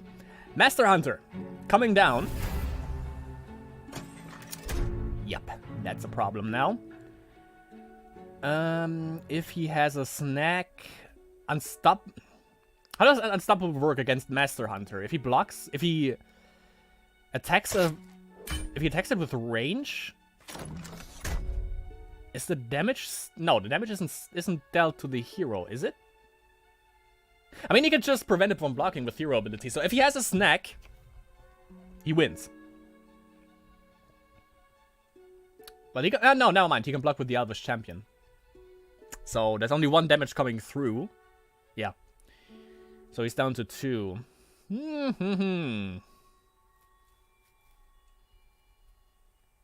Advanced Dash would be pretty bonkers now. I mean, still Elvish Champion and the Ghoul would survive, but... And the Plague Crab would come back too, but... Still, it would be pretty damn sweet. And he's still up... He's still on 20 H Pizzle. Sashlar. While Laris is down to 3, so there is not... He basically only has to draw a Fireball at this point. And I don't think there is any life gain shenanigans that Laris can fall back to. So there is still that. So he might also just stall the board at this point until he actually draws a freaking Fireball. But he has that. He has the snack. Exactly what I said. Just Ring of Fire on the Master Hunter. Deals with the Elvish Champion. Laris down to 2 HP. He wants that win. Sashlar wants that win. And apparently he has a pretty good... He has a pretty good Conquest lineup with Reich. Oh yeah, by the way, I said it at the beginning of the stream. My money is either, or my honor, which there's not much left in the first place, either Laris, Rinriet, or Torrik. And the only one still in the race for Masters win tonight is actually still Laris. Everyone else just isn't in the race anymore. So, yeah. Not the best outlook for me, sadly, but Laris might still do it. Top deck burn would be epic, yeah. Definitely. Definitely. That's the thing, he only needs a Fireball. He only needs a Fireball. So I would just say, just dump your hand on the board. Just get everything out. And yeah, Sashla playing it safe. Playing it safe. Maybe I would have even not attacked with the Master Hunter there. Because 3-speed blocker is pretty sweet. But yeah, if he has a snack, hero ability isn't up, and even if he has a snack... Okay, Symbol of Fury, the win for Sashlar. The top deck, my friends. The top deck. Alright. That was a top deck win, and we have Anti against Freebie. Probably you can also see that on Spellweaver Official. Oh, we have an album on Freebie's side of the board, aka Crip, the gang member. That's actually what he should be. He shouldn't be Crip the last gamekeeper, he should be Crip the gang member. Even though you're writing with a K, but, I mean, you know. So we have Anti with Wisdom Rage, again. Alright. Against Freebie with... Yeah, that was Armin. So he transformed into the Demon Overlord again. to just stall a little bit. And yeah, you get 6 HP back. You get a couple of additional turns, so yeah, it's pretty good. Crip is up. What does this guy do, actually? 2 and 1 life to draw a card. Probably won't do that. Symbol of Flux on the Phoenix. I like that. Can block and attack 2, and okay. Okay. But he has to attack the wall anyways now, so... But I like seeing Phoenix, by the way. And I think fucking thing is in fucking 8-8. Jesus! Someone has to call the police on that guy, for sure. But he has Symbol of Flux still in hand, so he can... This Phoenix is never gonna die. That's basically like a crab at this point. With the Symbol of Flux, this Phoenix is gonna stay on the board forever. And Crip ain't gonna do anything about it. Pretty sure. Did he use the first ability, by the way? Yeah, he did. So no Sexibus for freebie. Which is basically the only thing that you probably would get with Bazarog in the first place. He can freeze with the wall, which is good for anti. Yeah, of course, uses it for the yeah, okay. Uses it for the Phoenix. He can actually block. He has to attack the wall anyways. What the fuck am I talking about even? Yeah, there's no way that this Crip is going oh, yeah, that hurts. Consume Spirits deals with the Phoenix now once and for all. So maybe there is a way for the Phoenix to leave the board after all. Is he gonna use the ability? He is. Loses 1 life, draws an additional card. Yeah. I was about to say, probably won't do that because it's gonna freeze it. Misses up on 7 damage to the face, but nothing you can do about it, basically. Freezes the Bazarok, which makes sense. Yeah, that 8-8. If you don't run Order, it's gonna be hard to remove that. Because you just need 1 card in Order, and that is Ray of Righteousness, and that thing just goes... Steamworks bye-bye. He can feed mana to Eleanor, but I don't think he wants to do that. So let's see what Anti is up to now. Passes the turn. Yeah, with other aspects, I think you need at least 2 spells. Yeah, you need at least 2 spells to actually deal with Crip, the last gang member. Sexibus, ooh, that's board presence. Tombs also for freebie. Is there recovery for Anti? I kinda doubt it at this point. Uses Igloo on Eleanor. Okay, that's actually pretty good. I haven't even thought about that. Crip going in. Yeah, that makes more sense. Doesn't lose Bazarok in the process and deals with both creatures. With Crip, the last gang member. Ooh, once that card is on the board, it's pretty spooky, I gotta say. But he basically just needs freeze. Yeah, he just needs one, like he just needs the 1 freeze card and yeah, hero ability and gone. Be gone, board. Be gone. 4 mana left, so no Silent Sereno. But a Phoenix. Gotta get that Phoenix. Also, Eleanor is back on the field. Obviously, that value engine with the tombs is going to be a little bit hard to deal with for Anti. Unless he has... I mean, no. It's not an artifact. It's a spell, right? Yeah, it's a spell. So, artifact removal that is present in Rage isn't going to help him out that much. Reanimate, that's probably a Bazarok to deal with the Phoenix. You can also get back the last gang member, I guess. But yeah, goes for Bazarok. Goes for the first hero ability. But it won't do much because he still has the symbol, I think. Never mind. Even if he does. Even if he does, it doesn't matter. Another reanimate. What are we gonna get? Another Sexibus. There's the Drain Train, my friends. There is the Drain Train. Jesus, that... Okay, he gained that board presence back really fast with that Eleanor Igloo play. Jesus Christ, man. And no board for Anti. Doesn't have Dragon Assault because it would require him to go for Corruption, which he doesn't have. Misses the O, gets the Valley, however, goes for a card draw. Because with 11 mana, you don't really need the mana anymore, I guess. And what do you got? What do you got?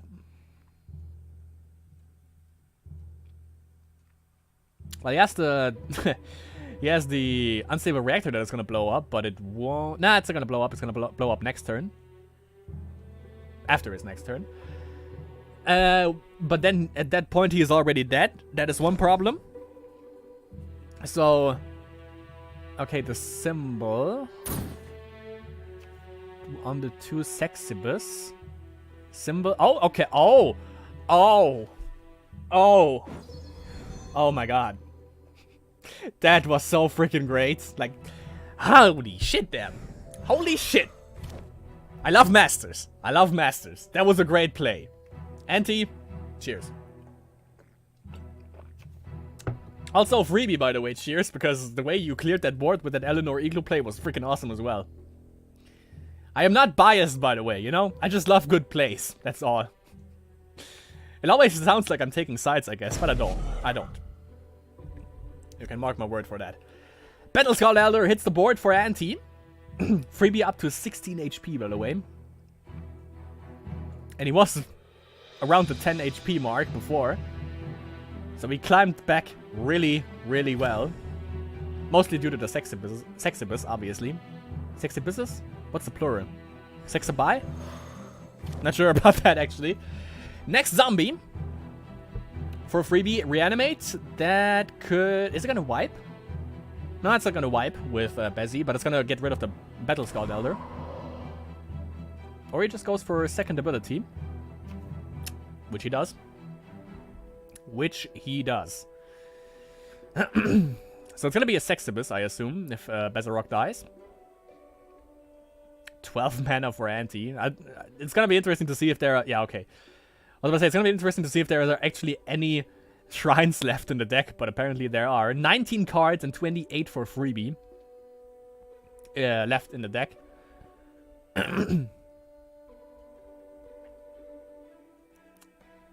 So, let's see, freebie. How you gonna deal with the board? It's one more turn until hero ability, so he can't rely on that. He's gonna lose 1 to the Bezarok. But he has to trade the Frost Elemental first.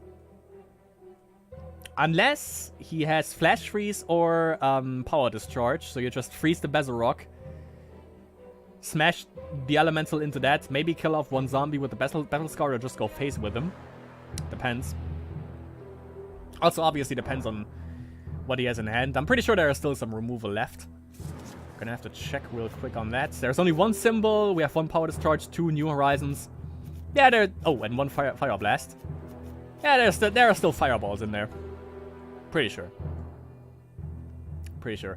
And if he has a double Fireball, actually, you can deal with Bezzy and with the Sexibus that he spawns right off the bat. And then just kill off the 2 remaining zombies. They're not a threat. But, of course, they could be pretty nasty if they attack in packs. It's gonna be a Fire Blast. Why not on the Bezarok, though? Oh, he doesn't want to die. Oh, okay, yeah, okay, makes sense. He doesn't want it to die. All right.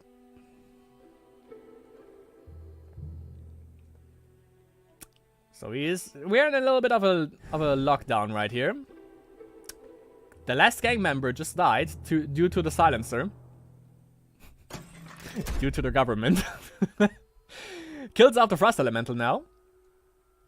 Because, yeah, if he would have just traded for the Battlescar because he doesn't want Bezzy to die, he obviously would have just traded with the Frost Elemental anyways. So just attack into that right away, so that is off the board. Question is, does he want to renew the Silencer with 2 mana? Doesn't have to. There's only 1 card left in hand, and he missed the... Oh, there are no shrines, no valleys anymore. Well, there might be still some shrines, but there is no valley anymore in his deck. Devourer of Worlds. He might have something to fall back on now. Didn't also burn off the Silencer, by the way. Or renew the Silencer, I should say. That was a pretty good Word of Pain. And he also has Hero ability up, so he should bear that in mind. Never mind, uses it, obviously, on the Phoenix. Is there another Consume? There is not. Would have been a pretty good meme, though. Would have been a pretty good meme, though. Thing is, if he blocks Bezzy, Bezzy is gonna die with anything. If he doesn't want to lose anything, obviously he would go for the Devourer. Yup. Oh, wait, what? Okay.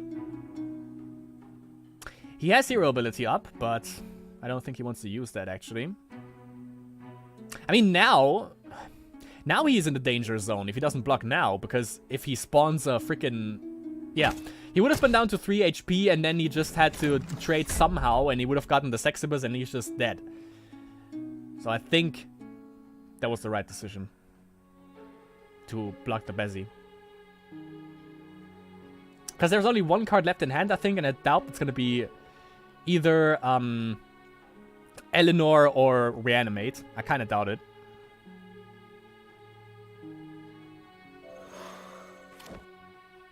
Summons a Dr. Styx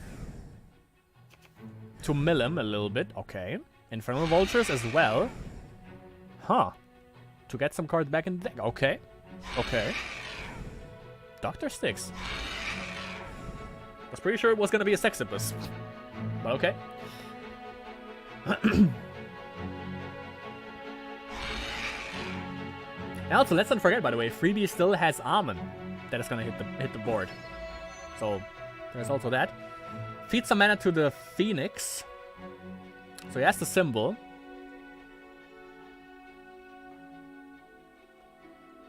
Does he want to use the O?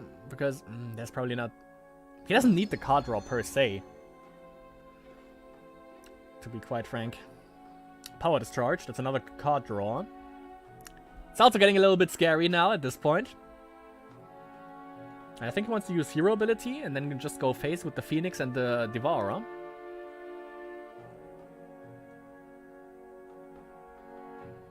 Okay, freezes that. Yeah, that's Hero ability. Yep. Another board clear from Anti. This guy doesn't back down. And just go in for 5 beats, maybe? Okay, he keeps the blocker, keeps it safe. Sexibus. Word of Pain. Ugh. That's not a good thing. But he still has the symbol. Yeah, I was about to say, he still has the symbol. So that Phoenix ain't going nowhere, but face, I guess. Fire Blast on the Sexibus. Oh, I just realized, by the way, 23 seconds left for Freebie. We might have a stall y'all situation right here. Use the symbol? Oh, he used up the symbol. Never mind. Okay, so wall for Anti. Used up the Mesmerizing Spirit. Yeah, he's going fast now. 16 seconds. 16 seconds, my friends. Misty O? Yeah, I doubt there are any... I don't think there are any shrines in there anymore, to be honest. 0 cards for Freebie. 0 cards for Anti. It's all about time now. 1 minute, 52 seconds for Anti. Not a big deal for him. He can still think. Do the stall y'all thing. Let's see. Okay, gets the Tomb Trigger. He just passed the turn, yeah. Sanctum. Maybe the wall yeah, okay. The wall stalls him more than the Phoenix does, or any other card does. Passes the turn. 10 seconds. Oh god. Is it gonna be time or is it gonna be the face race? Anti has the upper hand. That's the thing. Anti has the upper hand just due to the time. 5 seconds. Pass the turn again. Jesus Christ, man. He has to go face at one point, and he kind of established the board with tombs, so that is good for him. But he just has to use Hero ability, actually. Yeah, that wipes the board.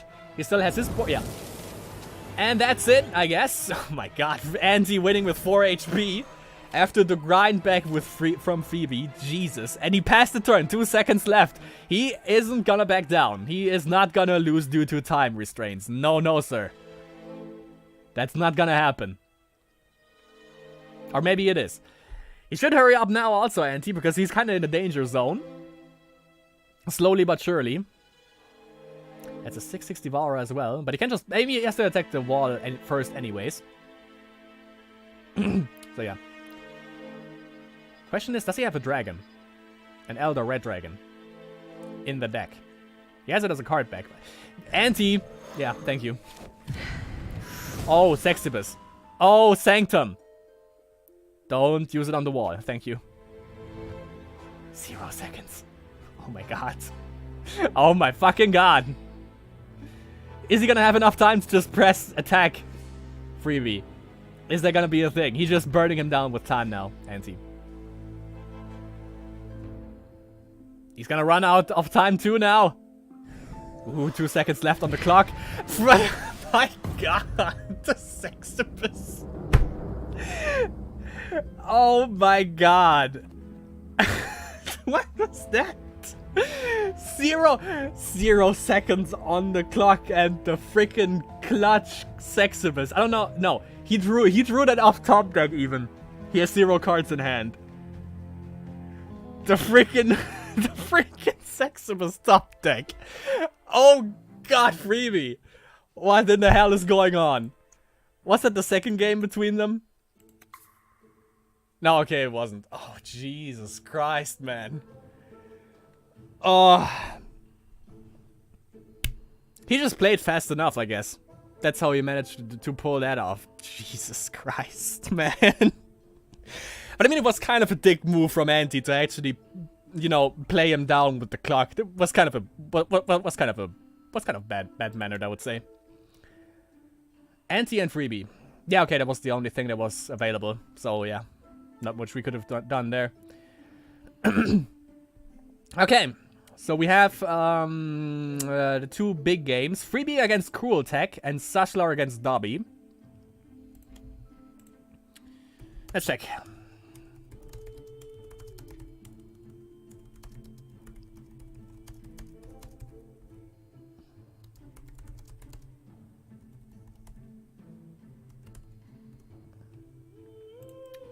I'm also not sure how we're gonna do it with the finale, by the way. I mean, finale is obviously gonna be covered by an album and the Fuzz. Maybe we're gonna refrain from that, actually, just to get a little bit more diversity going on. Maybe we're gonna go for place 3 and 4 then. I think that sounds pretty good. So we're gonna leave. If you want to see the final game, obviously, you know, the race for first place, you're gonna have to check out the official stream, or obviously on YouTube. So we have Freebie against Cruel Tech, Sashlar, against Dobby, Torvik against Rinriot, Anti against Lyris, Delmar against Comseant, and Geronimo gets a bye. We have 3 drops. Jotto dropped. That's kind of a shame. The Zatzai dropped, and SWAT Blues also dropped. Still one of the guys with the coolest names, SWAT Blues. I don't know why, I just love that name. But yeah, I'm just gonna assume that they go for Cruel Tech, even though they spectated him also.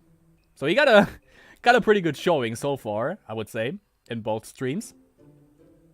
And I hope we avoided overlapping games. We can't with the last games remaining, obviously, so yeah. But I actually want to go for this. Whichever comes first. So okay, they're gonna go for Dual Bridges. So we're gonna cover Cruel Tech then. Cruel Tech and Freebie. That's gonna be interesting. And by the way, let me check. I just want to see this for myself. Yeah, okay. He probably is gonna play Vampires. We're also gonna see the Elric deck. So if you want to see what this is all about, check out either right now on Twitch TV, the official Spellweaver stream, or the archive version on YouTube later, or on the official YouTube channel for Spellweaver, obviously. God damn it, but we got pretty cool games so far. This Masters is a blast, I gotta say. Cheers to everyone. Fucking love this beer too, by the way. Ah, it's great. Alright. Cruel Tech against Freebie. I'm also gonna get a little bit hungry. Ah. So, let's go for Cruel Tech first. Check out the bands. Oh, we have Whitix, Yidix, Comseant for Freebie. So we're gonna see what kind of deck that is. It's not gonna be the ponies. The Pegasi Chalice deck, because that is out of the meta for Sheezy. And Advanced Naiva, which could be Hate Crabs. Okay, it's gonna be Shamans. Who got nerfed with the Totem of Legends. But it's an okay nerf. Doesn't hurt Shamans too bad. And we have probably Wisdom, Dominion, Control, which should fare pretty well actually against Shamans. Should be an even matchup because they are both kind of mid-rangey. They both come online during the mid-game stage. And of course Rage Rush. Slaves got banned, and for freebie, the Armen deck got banned. And we have the first totem. The Swiftness totem is out for freebie. Power Surge, so yeah, time to ramp up for Cruel Tech. Got both ramp spells actually, New Horizons and Power Surge.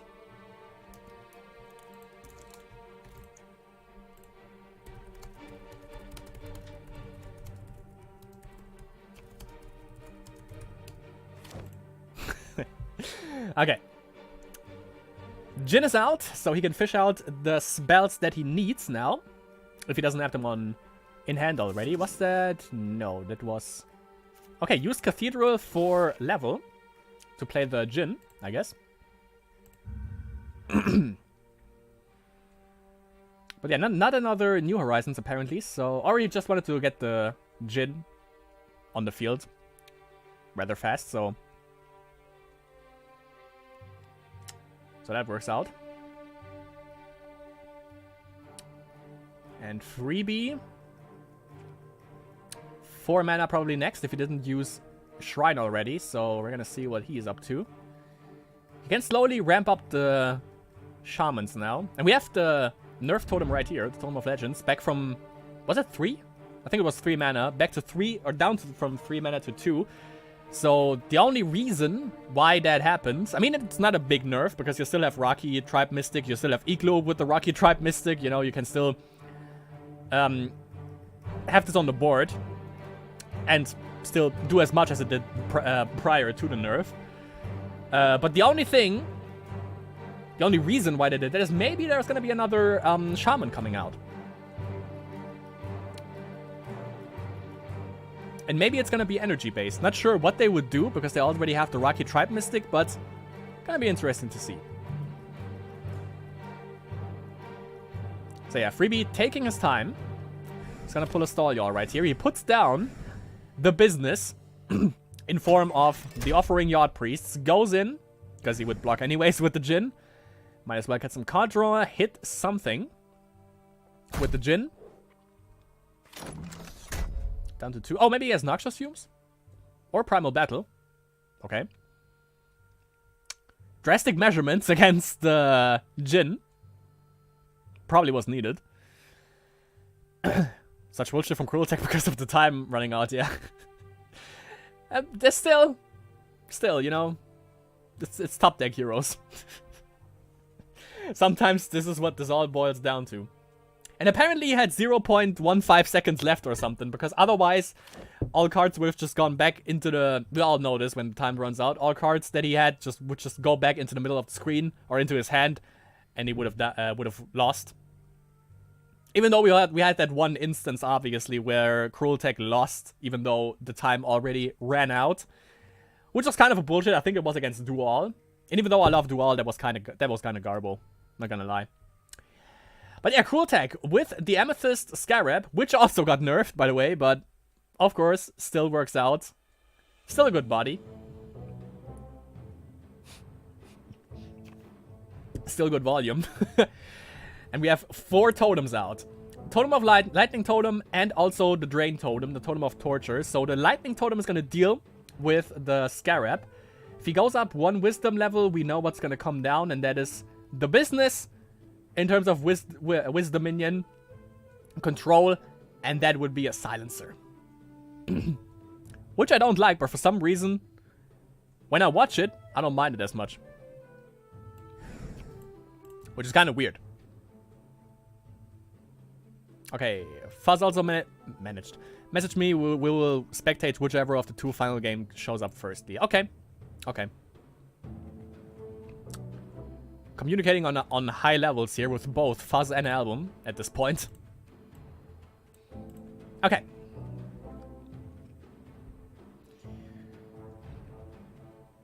So he used New Horizons to get the additional wisdom level, so apparently he doesn't have a silencer, or he doesn't feel the need to put one down yet, even though next turn there is gonna be probably an Offering Yard Priest coming in, and he's gonna be a 5/5, and he's gonna go face, and it's not gonna be pretty. Maybe even an Offering Yard Priest. With 5 mana, you can do so much if you have totems out with Shamans. Ridiculous. Offering Yard Priest, Rocky Tribe Mystic, Disciple of Zash if you have it. Oh, Lord? Lord Kappa? I mean, yeah, he wouldn't be able to deal with an Offering Yard Priest, but still, he's gonna die. If he has an Offering Yard Priest, that is. Because, yeah, he can't deal with the crab, because the crab is gonna get Lightning Totem to Oblivion. He could also use, yeah, he could also use the Lightning Totem, actually, if he has 2 Shamans. He could also use the Lightning Totem to just get rid of Lord Kappa. So, yeah. I'm not sure if I like that. Yeah, he's gonna get rid of Lord Kappa that way. So there's gonna be an Offering Yard Priest next, or Death Curse Shaman. It's also 2 mana. Offering Yard Priest, yeah. Yeah, I didn't like that Lord Kappa draw right there. That he didn't do anything for him now. Kind of weird, but yeah, that's 5 damage coming in. Scarab is dealt with the Rocky Tribe Mystic.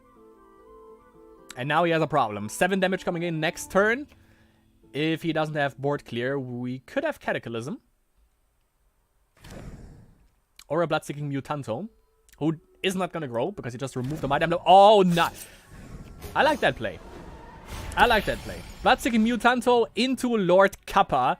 Deals with the Offering Yard Priest. Let's go. So let's see. I guess, you know, Cruel Tech is a guy that plays Shamans, or used to play Shamans really frequently. He knows all the ins and outs of Shamans, so yeah, he knows what he's doing, and he knows how to deal with them, obviously, now, so that's high level plays right here. Basically, he knows what he's doing. But I still don't get why he dropped Lord Kappa the first time. Just to get some triggers off of the totems, maybe? Could be a thing.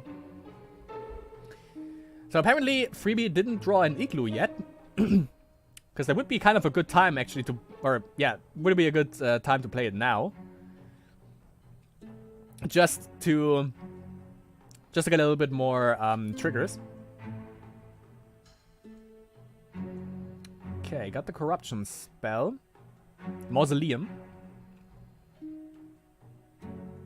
I thought this should be Mausoleum. We're gonna have to see it.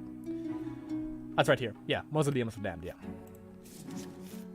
So let's check right here. Okay, we know that.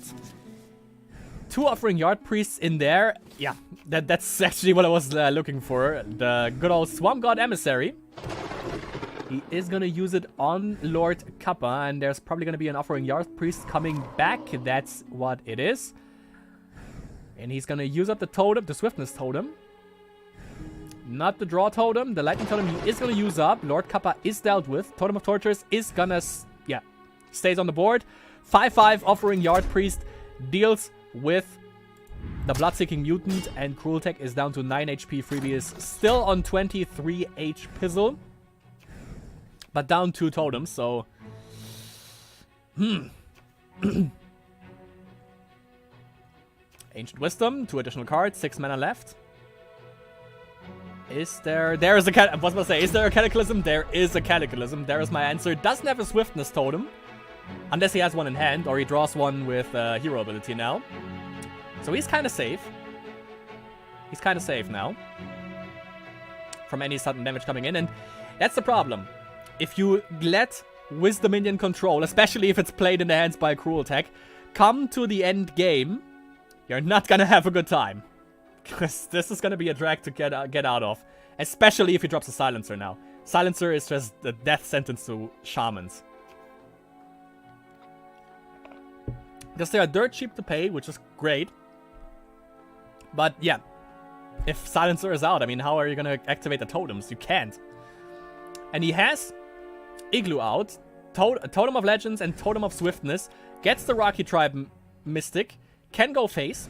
Should go face. And he's probably gonna Igloo it. Because he might have another Lord Kappa in hand, and also that gives him more draw. Oh, he doesn't use Igloo. Okay. But he has the Swiftness Totem, so that could be an Offering Yard Priest again. Or a Swamp God Emissary, which in conjunction would also be another Offering Yard Priest. We have the Silencer, we have Ramp with Power Surge. So yeah, he's safe from Offering Yard Priest for... Yeah, okay, yeah. Silencer is... yeah. The Ramp and Ancient Wisdom makes sense. More cards, more options for him to play stuff, or to react with stuff, and Silencer just slows the game down for Shamans. Not just a little bit, but by a good amount. So plays around Silencer with Sanctuary, Mountain Sanctuary, gets a Lightning Totem, burns a Totem of Legends. Whew. He must have some pretty high value cards if he is willing to burn that. So I'm not sure if he should Igloo now, because there is nothing for him to Lightning Totem. But, okay. He uses it.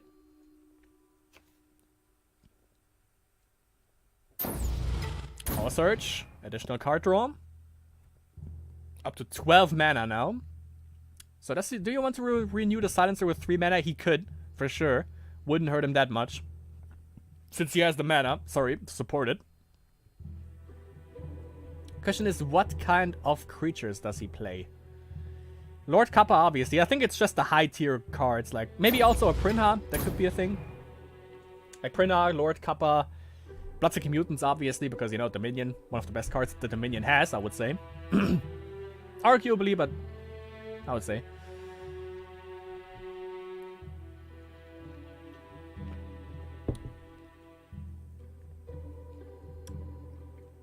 But yeah, as I've stated, this is Cruel Tech. He knows how shamans work. He knows how to play around it, and he knows what hurts them the most. And so far, he has proven exactly that. But 4 cards in hand for freebie, so he might be able to burn through the Silencer next turn. That's why I would say maybe renew the Silencer. 3 mana, or 3 energy is good. It's probably enough against Shamans. Drops Vampirism. There's the draw with the Totem of Tortures. Definitely use the Lightning Totem. There's no coming back when you first decide to attack something with the Lightning Totem too. Which kind of blows. Burns a Lightning Totem. 6 mana left. Does he have the Emissary? He doesn't need to, actually. He just...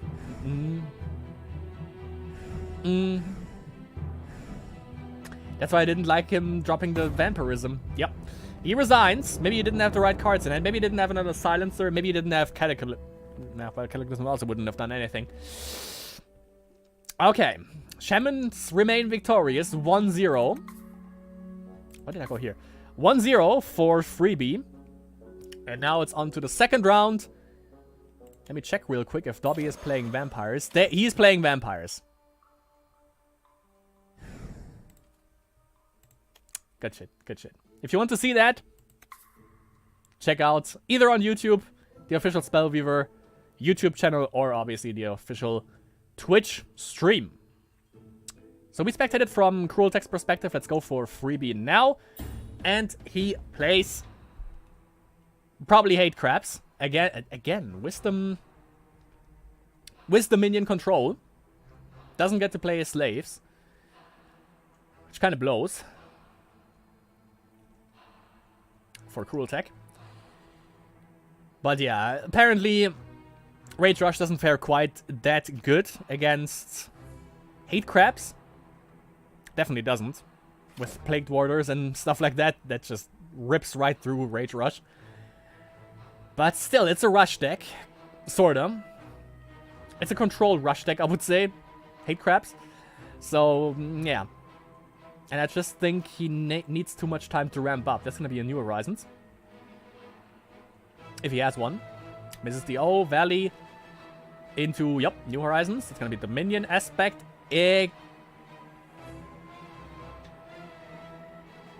Exactly.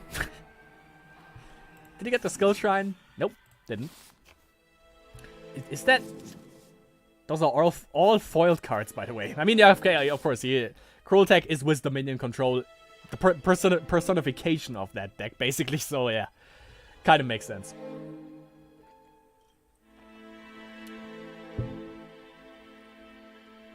And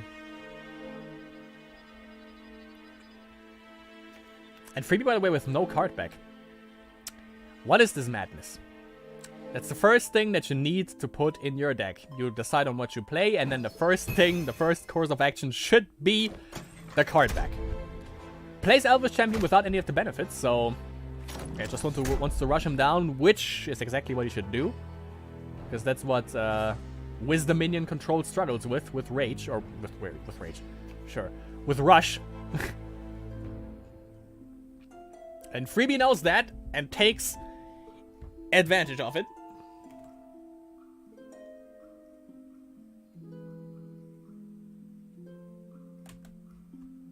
Alright. Okay, deals with the 4-speed Elf Scout, but puts the Bloodseeking Mutant on the back line. Not sure why. Oh well, Plague Warders and then the attack. No. No, if he has Plague Warders, that would also kill off the Elvish Champion as well, if he decides to trade. So I'm not sure why he puts it on the back line, actually. And that's why I don't play in Masters, because that would probably break my neck if he would.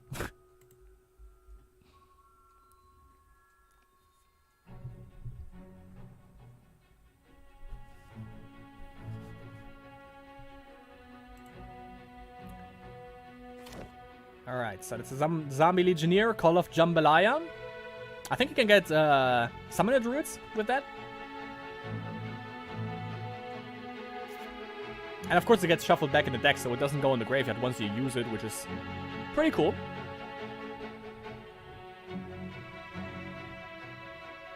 An Elvish Champion going face. Alright. 17 HP, but Cruel Tech manages to stall quite a little bit. Goes on the front line, so he has something to deal with one of these creatures. Maybe even with both, even though probably not.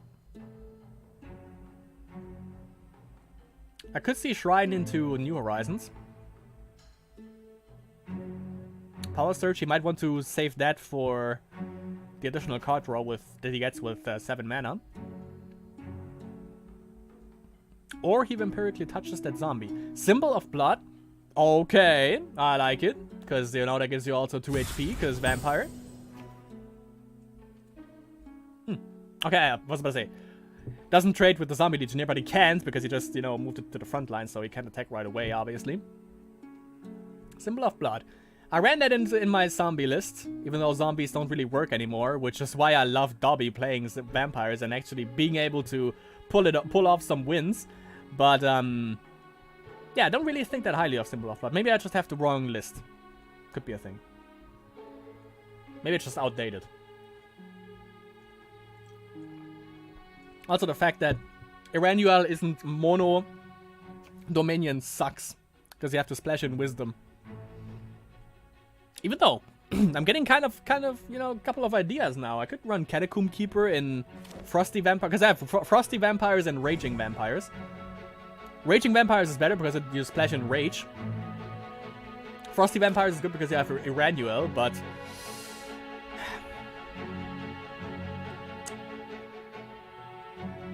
It's a good support color, Wisdom, for sure. But when I tested it, it didn't work out as well as Raging Vampires.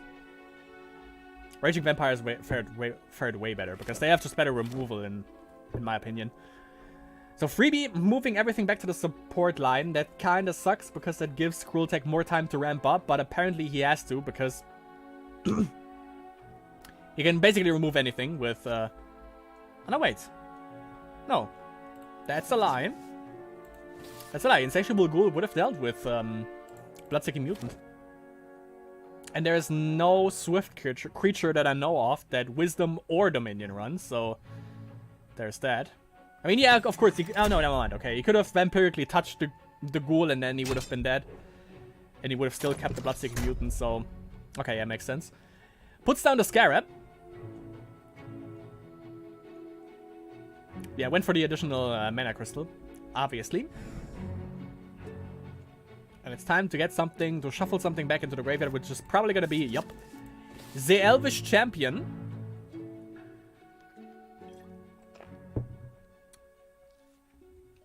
That would actually, by the way, also fare well in a mill deck, the Insatiable Ghoul. It's a good blocker. It's dirt cheap. And if you mill yourself with Flash, you can actually just shuffle creatures back. As long as it's on the board, so... I might refine my milling list. Not sure why no one actually thought about that. I mean, of course, that's also what you got vultures for. But I mean, with the ghoul, you do it for free, basically.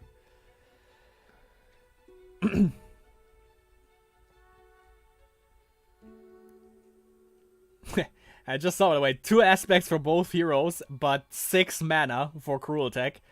That's what Wisdom Minion Control gives you. A shit ton of mana right off the bat. I mean, yeah, they don't have any early game, basically.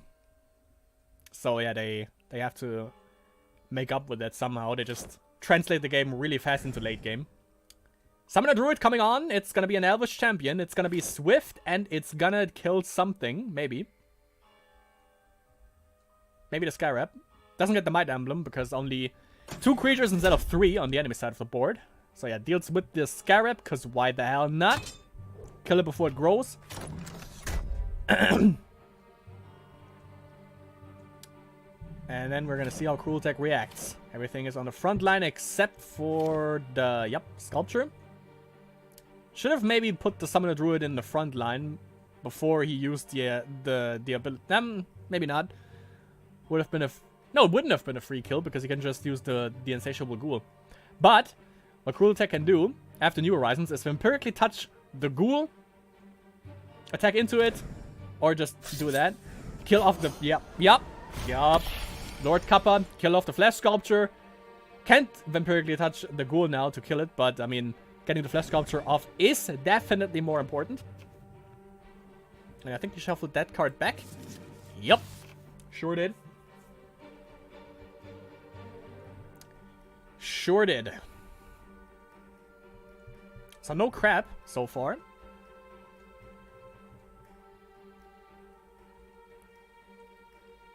Obviously kind of rooting for Cruel Tech because I just want to see 3 games all across the board. Best of 3 is the most fun, in my opinion. By the way, did I fuck up? No, I didn't. Never mind. Thought I had the sound settings all K-Bumpers, but I don't. Might Emblems, by the way, from the good old Master Hunter. That kills with Lord Kappa, that kills off the Bloodseeking Mutant, and that is 2 beats in the face of Cruel Tech. Everything on the front line. Cataclysm would be good. There it is. Cataclysm, and we are back to 3 cards for freebie. Hits the DO. Let's see how he gets back board control with an Insatiable Ghoul. That's a start. He has enough to feast on. Oh, my good old buddy, the Spore Shepherd. Doesn't... Okay. Doesn't want to go for plants, apparently. He wants to keep the foiled Insatiable Ghoul. Doesn't go for plants, though, so... It's kind of a bummer. Wouldn't say if he has another Vampirism. If he has another, Cataclysm, no need, I would say.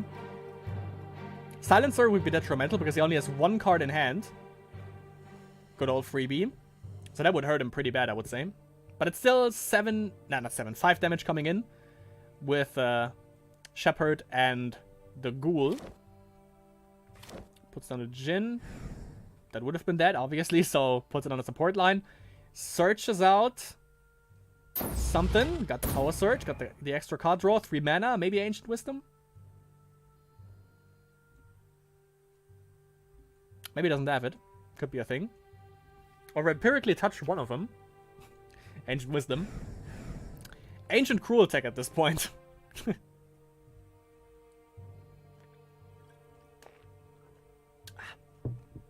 Greatness.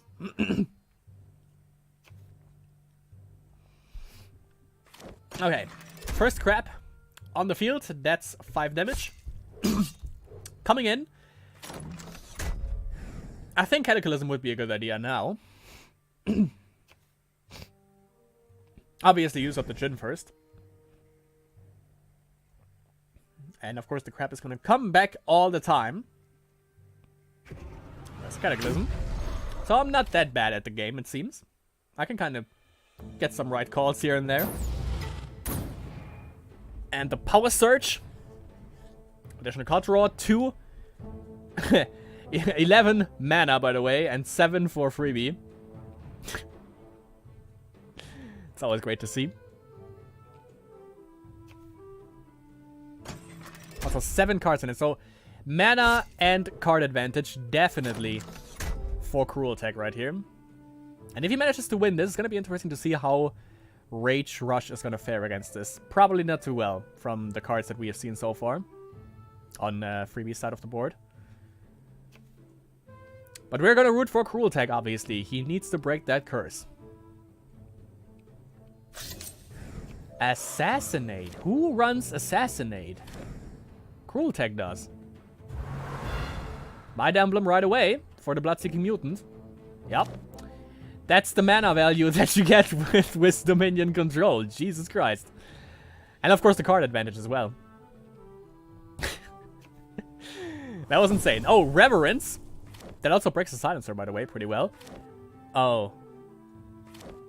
Don't... Oh. Oh, that... Oh. You only had 1 card and you wanted to go for the ultimate value, but you only got the crab with Reverence. Ouch. That sucks ass. It works for me for the most part. I jinx it, but I'm never going to play Niva or the Reverend again because I jinxed it right now. But usually when I play Reverence and I only have 1 creature in hand, it makes sense. Wow. Double Lamp. Vampirism is on the board. Doesn't trigger Lamp, sadly, anymore. But even, I guess that's kind of good. But it was hilarious when it did. Wow. Double Lamp. That is not fun to play against, especially if you only have 2 cards in hand, which apparently are not creatures. Because if they were, he would have used them, obviously. But he keeps the Djinn back. Maybe for blocker?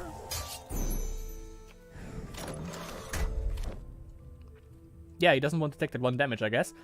But after the turn, he can actually just use Djinn ability, and then I think he's ready right when your turn is up. So that is pretty funny. So that's really as an answer for this. 19 H Pizzle, 2 lamps, Vampirism on the board for Cruel Tech. 2 creatures that are freaking hard to deal with. I don't think so. He has Mausoleum. Okay, Teleweft, that's card draw. Slows him down just a little bit, but that's still 2 lamps that you have to deal with. The question is, did you draw into anything that is gonna help you out in this endeavor? Symbol of Growth, that's good. But not enough to go face with. You can just block with the... Oh, Mausoleum. There's the one with the Elf Scout. Okay, okay. Gurkrow Tribe Shaman. Solid, solid. Okay, he's back in the game, but he has no cards in hand, so that kind of sucks. Uses the Djinn 1 last time for a card. Gets something. And gets a little bit of beats in. Destroy a non-creature card. Okay. Okay. I totally forgot about it, because whenever I use Symbol with Broccoli, I play Broccoli, obviously, but yeah, I forget that you can destroy non-creature cards. So he deals with 1 lamp, but there... Oh my god. 0 cards in hand and a Silencer. That is fucking disgusting. Oh god. And double Vampirism. Which you can't value too much. No, he can. And I think that's the Resign? No. Because the timer froze for a second there, but no. Goes in for 4 damage with the lamp. And freebie is out of the game. However, Reverence is a good Silencer breaker, however, because you pay less mana for the cards, but it still burns the silencer for the actual mana cost, by the way. If anyone didn't know. Whoops. So that's a win for the cruelest of techs. 1-1 right here. 2-1 in the game for between Sashlar and Dobby. So we expected it from Freebie's perspective, so let's go back to Cruel Tech. Or did we just go back to Freebie? Let's go back to Freebie. Lyris dropped. Okay, never mind. So, I lost. Yeah, my money was on Torvik and Rinriet. They both lost one round, and Lyris just dropped. They only won one round. So we have 4 drops. Yeah, we have 4 drops. Jesus. Cruel Tech against Freebie. Let's spectate from Freebie's perspective. Why not? And we start off with Lizard Barbarino and the Goblin. With Gibo. Lyris also went up level, so he didn't go for aspects, because he apparently didn't have any plays. Didn't have any elf scouts, to be precise.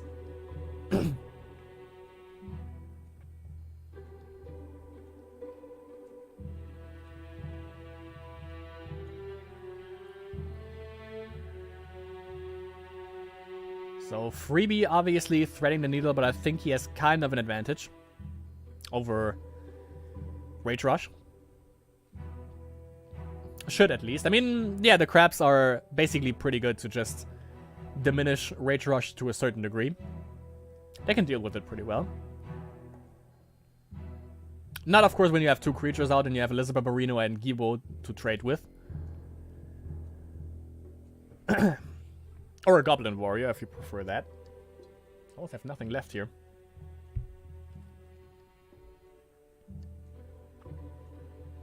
Okay. Cruel Tech taking his time, obviously, because he is close. He, for sure, is close.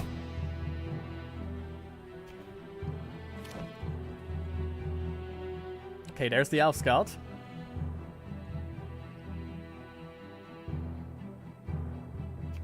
I would say just go face. Symbol. If you want to keep the damage, I guess.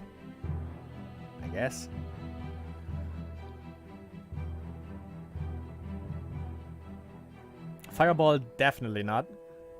He also couldn't. Well, you could use a fireball, but I don't think he has or needs to. Okay, Ancestor, eh?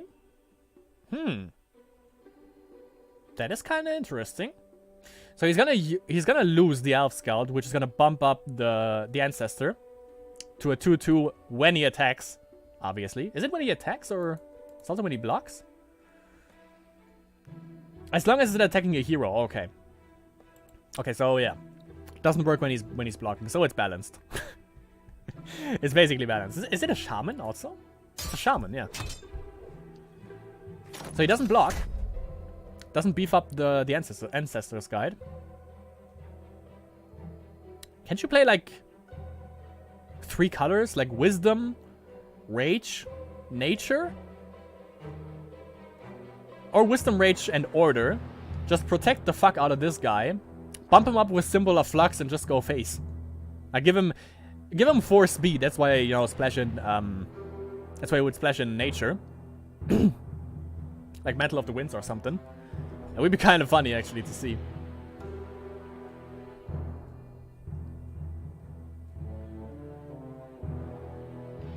But yeah, Cruel Tech knows he has to win fast. Gotta go fast. Gotta pull out his best Sonic impression here. To win this. Because once it gets over early game, if it translates into mid-game, it's gonna be hard. That's not only what she said, but that's also a fact. And here we have the first hurdle for him, the 4/3 Elvish Champion. However, 1 mana for the Ancestor's Guide. Can't block that, since it's 3 speed. So we can actually go face with that for 2 damage.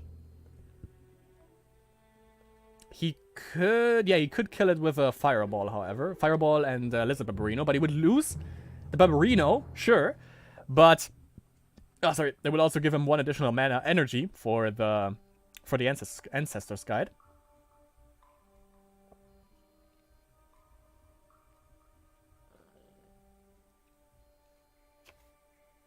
Goes up Aspect. For, okay. Massive Assault.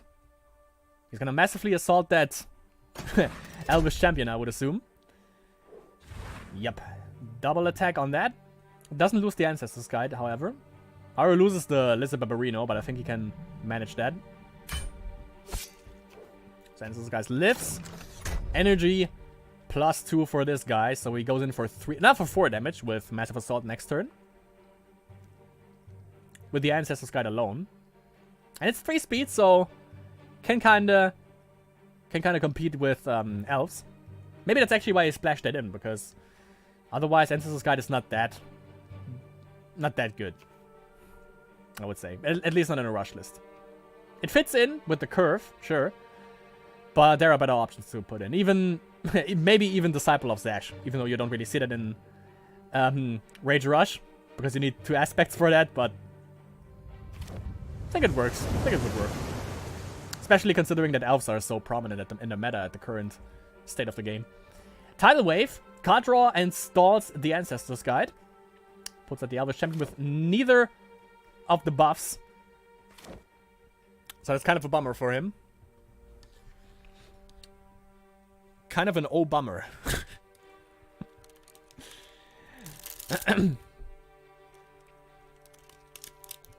Uses the Fireball. Jesus, that thing is going in for 4 damage? 4 damage.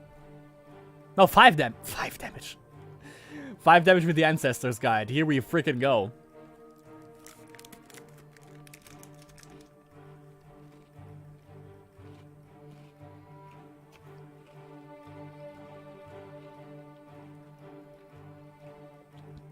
Of course, unless he has some kind of removal like Tornado Outbreak or even Obnoxious Fumes.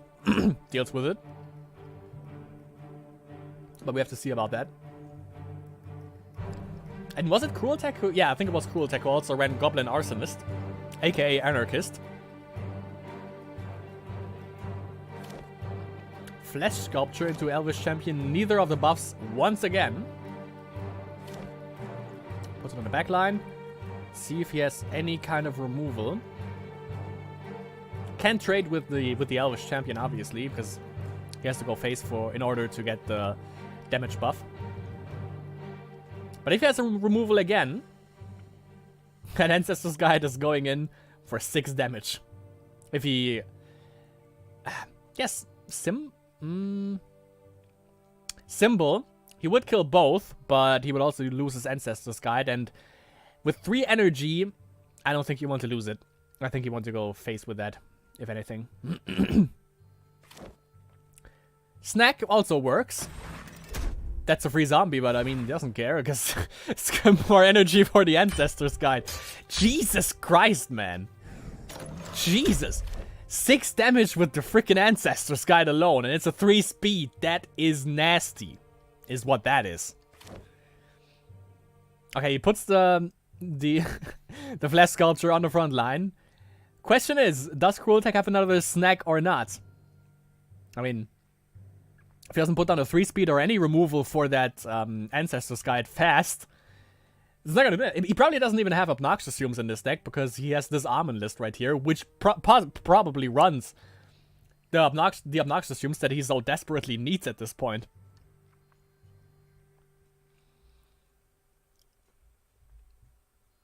Jesus Christ. Cruel Tech with the plays. Cruel Tech with the plays. And if he wins, I'm gonna crack open I'm gonna get my whiskey, actually. But let's not foreshadow, let's not jinx Cruel Tech, obviously. It's not done yet. It's not done yet. Freebie. It's Freebie's turn. 5 mana, 2 aspects. Can play basically, I think, anything his deck has to offer, so there's that. And you know, it's only a 2 HP creature, so that thing can get removed in an instant. I don't know if you want to attack with the Legionnaire, though, because there might be a Rocky Berserker in the deck. Most definitely, but there might be one in hand. Even though if he had... Wait, he goes in for 6 damage.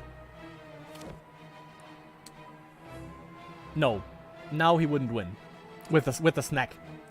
Because, yeah. He would only deal 1 additional damage, but the ghoul obviously isn't gonna... Yeah, he only did 1 damage if he blocks with the ghoul.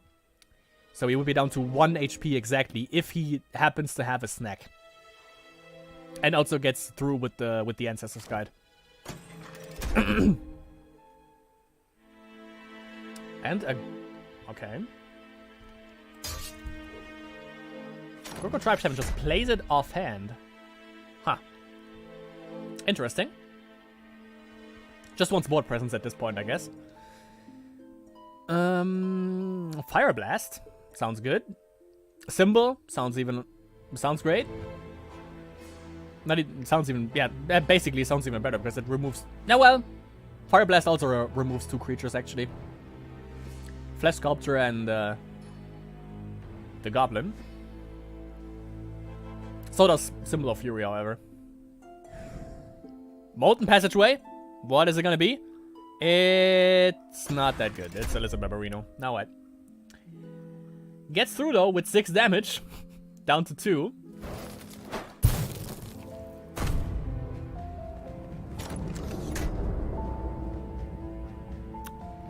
And a Fireball. Okay. That's the win for Cruel Tech. I feel it tingling in my bones. 3 points.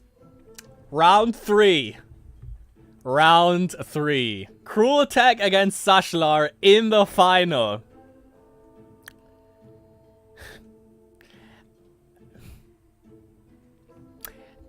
Fuck it, I'm biased as fuck. Cruel Tech, best of luck to you. Maybe it was my aura because I was spectating him. If he loses now, we know for sure that it was. But I can't spectate it because, you know, that's all up to an album and the Fuzz. So, if you want to see the final game, it's on YouTube, obviously, on the official Spellweaver page. If you watch it on YouTube, if you watch it on Twitch right now, head over to the official Twitch stream. You know, just make like picture-in-picture or something. So you get the full Spellweaver coverage. But yeah, Freebie against Torvik. Or Dobby against Dobby lost. That kind of sucks. Dobby against Delmar. And then we have Anti against Riri. Comsion against Geronimo. And the buys are, yeah, Lyris, SWAT Blues. Still the coolest name.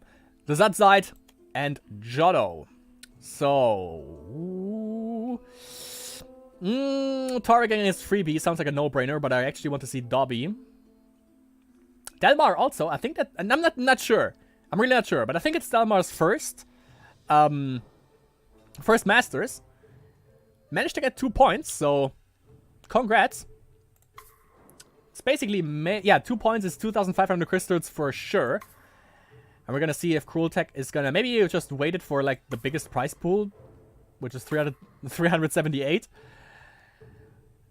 Best of luck, Cruel Tech. Sashlar, cool guy, obviously, you know. Love the entire community, but honestly, Cruel Tech, I send all my luck to you. Good luck. Okay.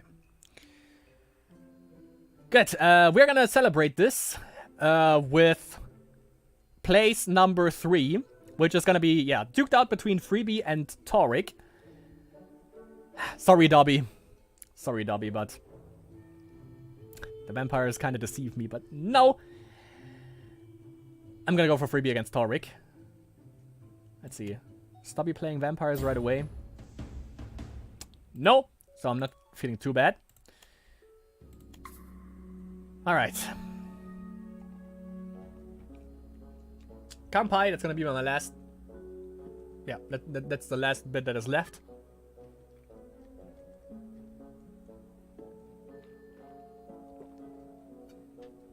Ah, the greatness.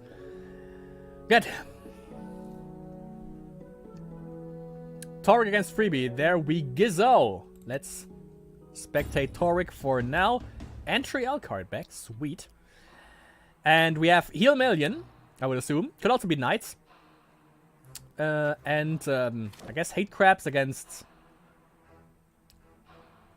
That was Hate Crabs, I think. That was Control. That could have been Shamans, but of course it's banned. White takes Edix Kamsiant, and for Taurik, it's the Immortal Armin who got banned. So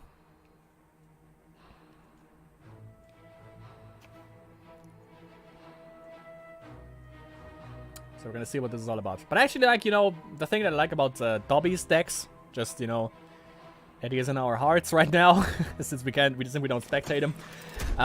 The thing I like about it, you know, number one, he plays vampires, obviously, so that guy is on my personal favorite list. Was Dual before, but now it's definitely Dobby. And the second is that he plays like the throwback thing with Rage Wisdom, even though it actually seems to be back in the meta, because we've seen another one play that. Forgot who it was, but when we spectated also went for Rage Wisdom.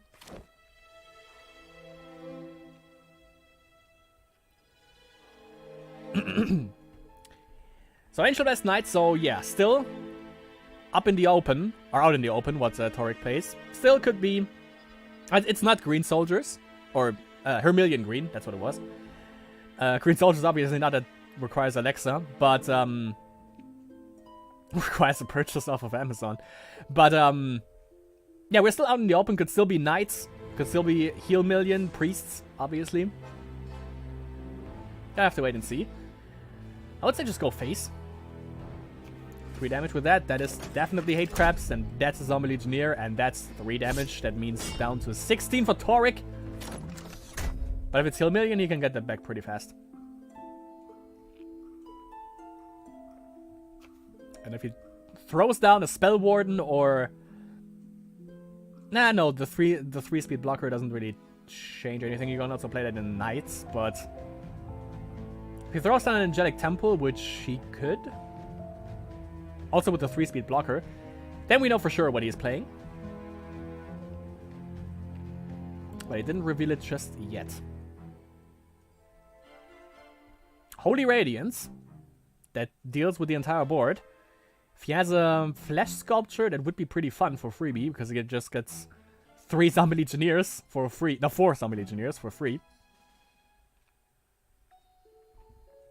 4th one obviously being from the Flesh Sculpture itself.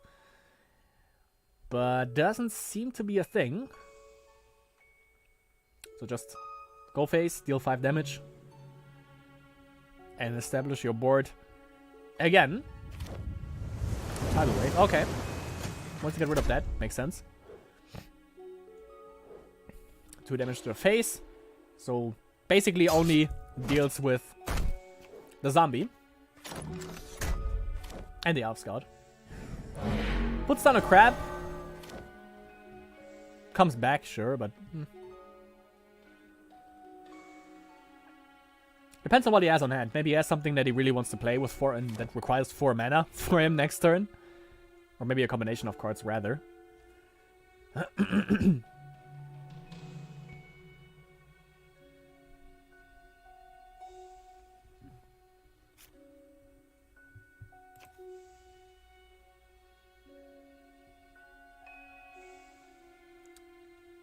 So let's see the next.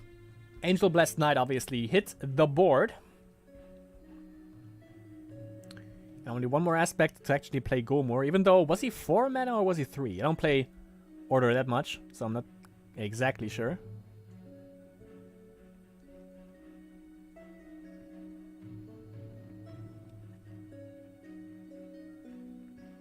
But yeah, freebie.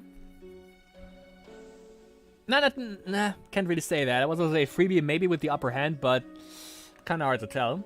Symbol of Growth, that definitely deals with the Angel Blessed Knight. He has enough mana to summon a Shooting Sprout. I mean, why not?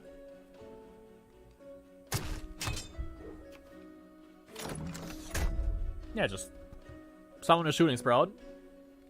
He might actually have also, like, the Spore Shepherd in the deck, so... would help out. Okay, but okay, play the Flesh Sculpture, so... didn't care too much for the Shooting Sprout, it seems. So maybe he doesn't have Spore Shepherd. Even though he should, actually. That would make pretty much sense in a hate crabs list. Just additional value.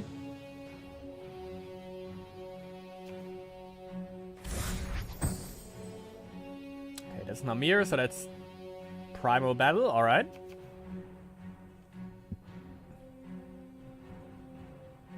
Removal City, population freebie.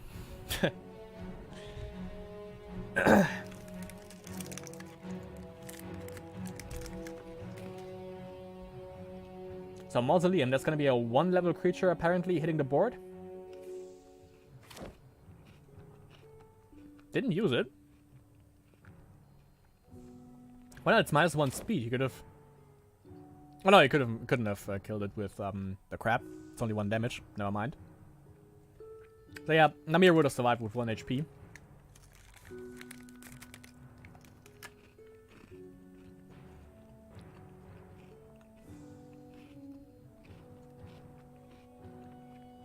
Unless he has Noxious, which apparently he doesn't. But I think we have established that. It's probably in one of the other decks. Probably not in the Shaman's list, but probably in the... I think that's Mono Corruption. For freebie. I know we spectated him, but I don't know anymore. Could be the Wisdom Corruption one.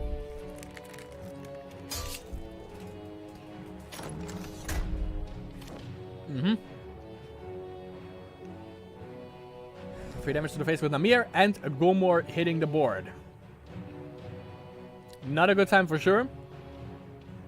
Both the crab and the ghoul seek shelter on the support line.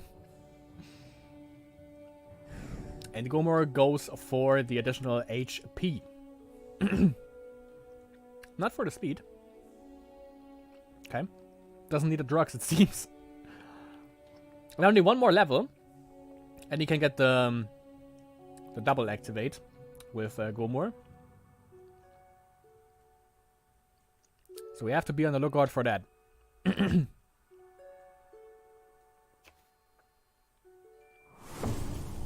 Okay, Reverence for freebie. Want to get a little bit of card draw going. And board presence in the same vicinity. Flesh Sculpture and Spore Shepherd. Get it on the crab. Get it on the crab. Get it on the crab. Do it. If not, it's treason then.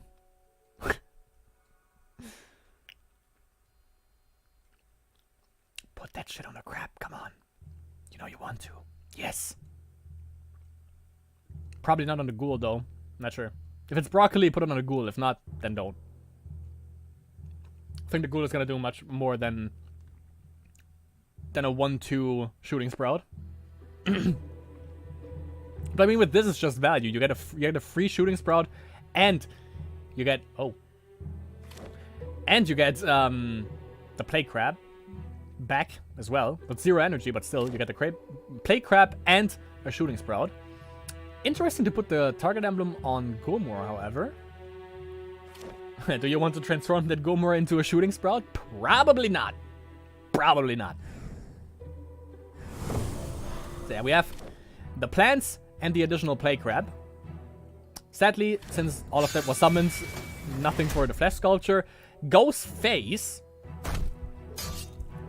And he has Tireless March. Okay. KFC, aka Kentucky Fried Captain, just completely wrecked freebie streams right here. That was hella fast towards the end right there. And that wasn't necessarily Heal Million. It was more like Knights, basically, that gave him the win there. Alright. Still 0-0 between Sashlar and Cruel Tech. Dobby is... No, Delmar is 1-0 over Dobby. Let's just hope he plays Vampires now. Okay. Who did we spectate? Toric? I think. Let's go for freebie. And Toric with the corruption list against freebie. I was about to say Dobby. He's all up in my head now. In my head, zombie. It's the Zombie Wars, World War Z. Liggity, let's go. Could be the fight for 3rd place, but it also could be between Dobby and Delmar. Depends on... I think their overall match win percentage or something, or player match win percentage. One of the two, I think it was. But it could be one game for 3rd place, which is a little bit more crystal than that. Is definitely worth it. So we have the Infected Survivor for freebie. Torek probably going up. It's kind of a mirror, I think. It's probably both hate crabs. One with Enoch, the other one with Advanced Neva. Kept 2 mana. There are no instants. I'm playing Eternal lately. That's why I always say fast spell. But there are no instant spells that I know of for Corruption. Is Word of Pain isn't an instant spell. That would be ridiculous, I guess. Yeah, that would be shitty. Actually, I really think about it. But yeah, we're gonna see which list of hate crabs is gonna be better, the Enoch one or the freebie one, the Advanced Neva one. So attack first and then establish what you want to do. If you don't have anything that boosts attack or HP, of course.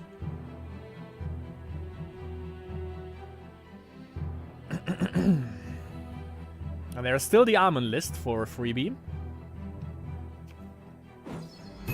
Sparks for the Spore Shepherd. Value. 2 Shooting Sprouts, an additional zombie. Good shit. Don't really want to play that when I can only put like 1 target emblem on a creature though. That's... Meh. Can always be better. It's always better if you can put 2 target emblems that don't hurt you, obviously, in the process. In conjunction with a flesh sculpture, it would have been even better. It would have been like 2 zombies. 2 zombies, 2 shooting sprouts. Sounds good. That sucks, however. Blood-seeking mutant. Not a good time against plants. But he can... Yeah, he can deal with the blood-seeking mutant by just running the...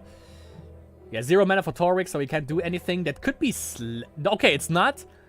Never mind, it's not hate crabs for Torek. It's it could be slaves. Not with Coronis, but with Torek. With Torek.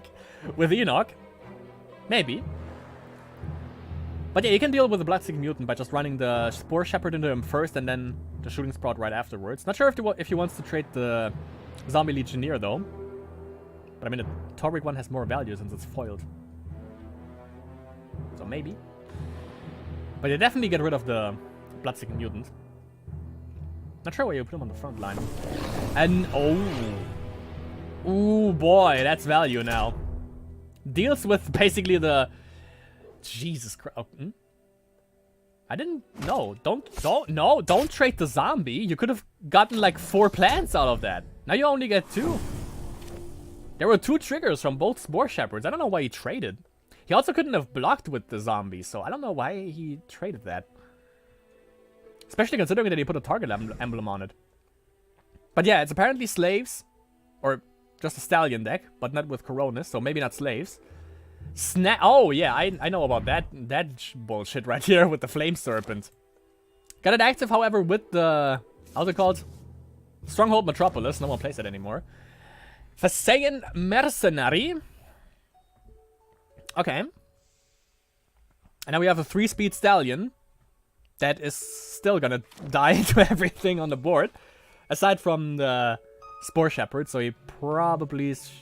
No, they're just gonna trade. So, yeah, and he just loses it to the plants. But yeah, you know, I play Broccoli almost exclusively lately, so that trade with the Zombie Legionnaire, I don't like it. He only got 2 out of that. He could have gotten 4. And it's only it's a Zombie Legionnaire. It's a 1-speed 2/2. You can block it with everything. It's not like he has deadly or like a Undead Necromancer or something that makes him deadly. So yeah, I don't know why he traded. And again, he's 1 speed. He couldn't have blocked the Spore Shepherd anyways. So a little bit weird for freebie, but we're gonna see. We're gonna have to see.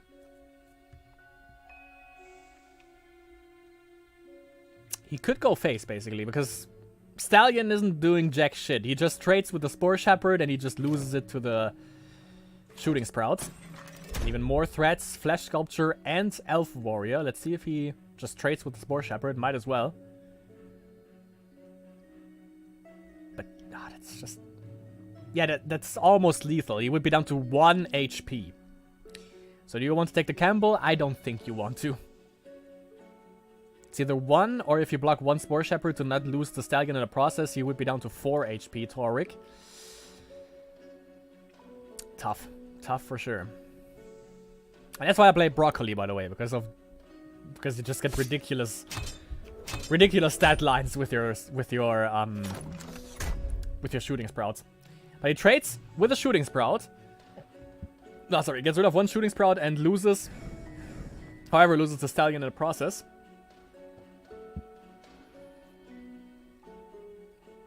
Fasain Mercenary is still on the board. Definitely has to go on the front line. But he resigns. And that's a win for Freebie. Let's check out the stats between Sashlar and Cruel Tech. 1-0 for Cruel Tech. 2-0 for Delmar against Dobby. That sucks for Dobby. Good for Delmar, however. 3 points. And we have Torek against Freebie. We have not the mirror, because we know Freebie is running... Torek is running the slaves. Or the... Well, let's say the Stallion deck. And Freebie is running Wisdom. Oh yeah, I think that was the Wisdom Corruption thing. Could be. It could be Freebie.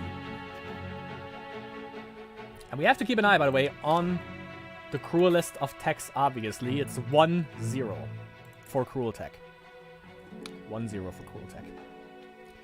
Wall in the north for Freebie. Yeah, I remember the deck now. So, yeah, that's Wisdom Corruption for Freebie and for Torek. We have, obviously, the Stallion. Not slaves, because I haven't seen any slave gladiators or anything to get the Stallion online. But he has a shrine for it.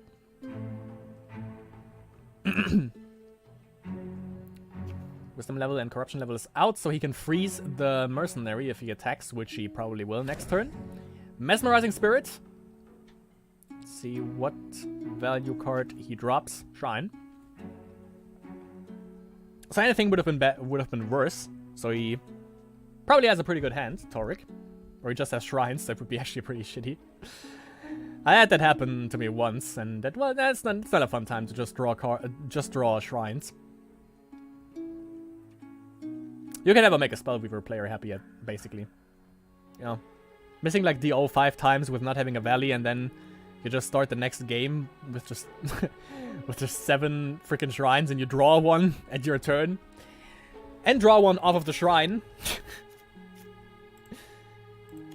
Okay, let's just make sure. Yeah, it's still 1-0 between Sashlar and Cruel Tech. Okay.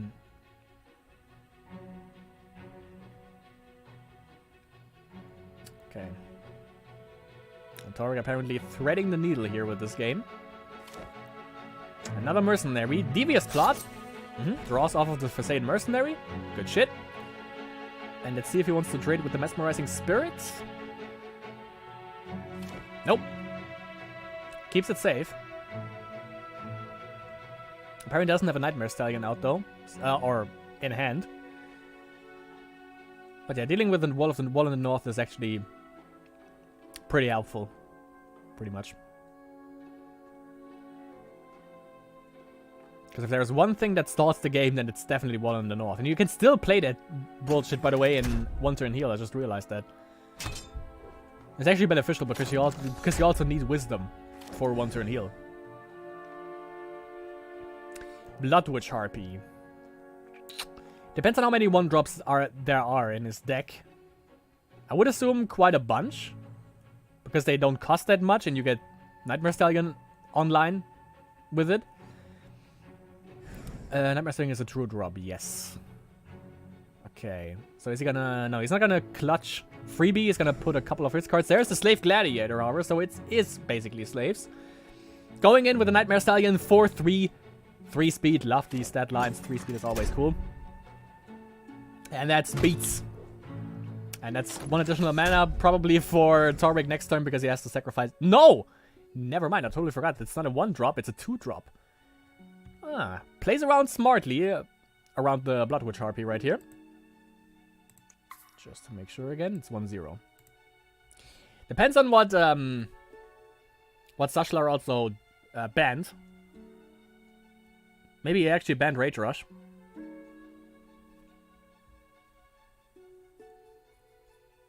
But yeah, if you want to see it right now, live, open the second window, official Twitch stream is where you can find this game.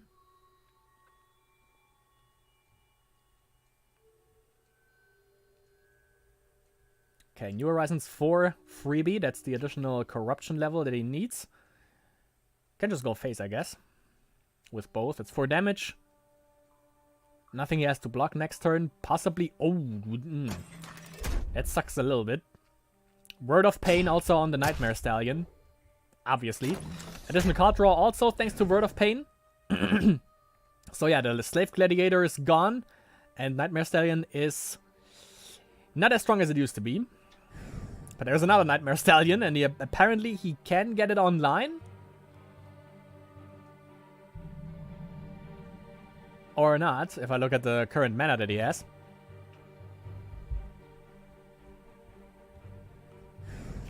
Oh, or he has a Slave Gladiator. That could be a... Okay, never mind.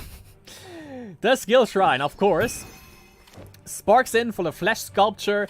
And for good measure, he goes in for 5 damage with both Stallions. Storm Motorist and Zombie Legionnaire and Slave Gladiator is under this. And we have a Snack, Bazarok. I mean, yeah, you could run Reanimate, actually, and then get it online that way. Sure. And Slave Gladiator. That's a little bit of a more... I wouldn't say late game list, but kinda, because you also have late game cards.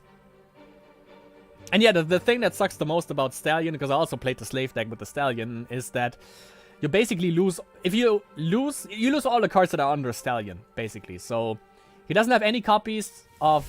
He only has, like, if he has 4 copies, he has only 3 now in the deck of either of these. Basically only 1 left, I think, for the Slave Gladiator, because he also killed one. So kills off the Flesh Sculpture, kills off with, thanks to Consume, kills off the Phasean Mercenary, and goes in for quite a little bit of beats, down to 8 HP now. Freebie also still has Hero ability, Sanctum, Soul Prison, which can deal with the 3-2. Just use it, why not? Gets not only rid of the Stallion, but also gets rid of a bunch of other cards. Question is, does he have Reanimate? And if he does he have another Stallion can activate it right away? If not, it's gonna be hard. And if he does, it's also not gonna be that good. He has blockers, but that's about it. Making sure. 1-0. We all know what we want to see, basically. Okay, he goes for New Horizons, doesn't go for Soul Prison. Interesting. Because, I mean, 5 damage is nothing that you can just, you know, be like, it's 5 damage, it's nothing. Because he's going to be down to 7 HP. On the other hand, of course, Torvik is going to be down to 4 H-Pistol. If he doesn't block either of the incoming damage next turn.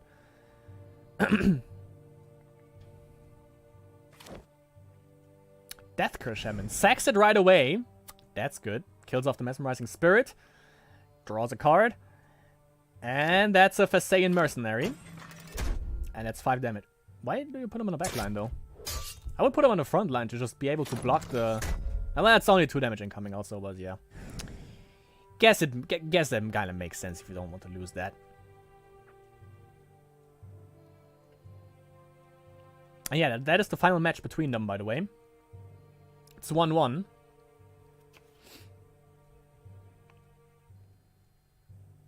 And now, all of a sudden, Soul Prison doesn't look that promising anymore. And 3 damage. It's hard to deal with. Obviously, Word of Pain would help out, but apparently he doesn't have it. Catacomb Keeper, he wouldn't take the damage from Tainted. since he has 3 evil aspects. And he would also draw 3 cards, so that would be a thing.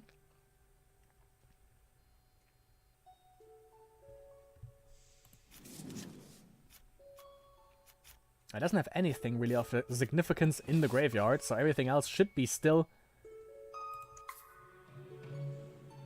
1-1 between Crueltech and Sashlar. Ugh. They're making it spicy. Oh, I forgot about that. He can reincarnate. True. True. I totally forgot about that. So that's 13 HP. The question, however, is what is he going to transform into now? Advanced Dash? Would be one thing. Would deal with 2 creatures, with the Mercenary and with one of the Stallions. Maybe 2 if he has another Word of Pain. But yeah, 13 HP is going to help him out tremendously. That's for ding dong damn sure. But I think either Advanced Dash, depends on what he has. Advanced Dash or... Ah yeah, Freebie was the one that goes for Almond. I forgot. True. Goddamn.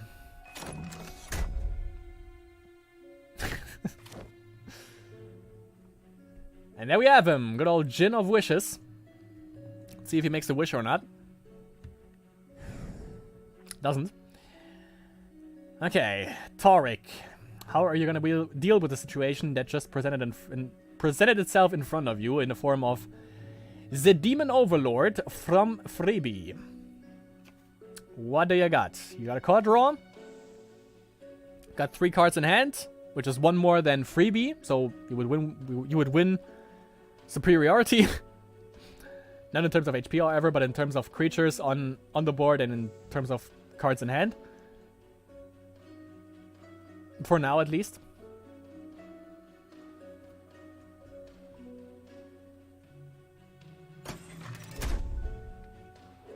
Okay, once the Djinn off the board, makes sense.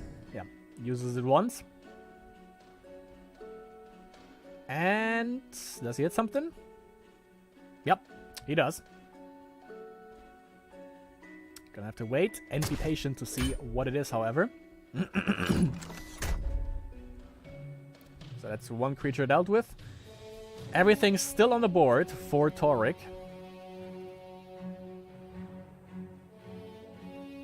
Still, I would say that... Oh. Reanimate for the... Not for the snack, yeah, but for Bezarok. For second or the first ability, however, what was it? Second ability, so he can get a Sexibus. But yeah, what I wanted to say is, I think I would have still been a bigger fan if he would have transformed into Advanced Dash rather than Demon Overlord. To be pretty frank with ya.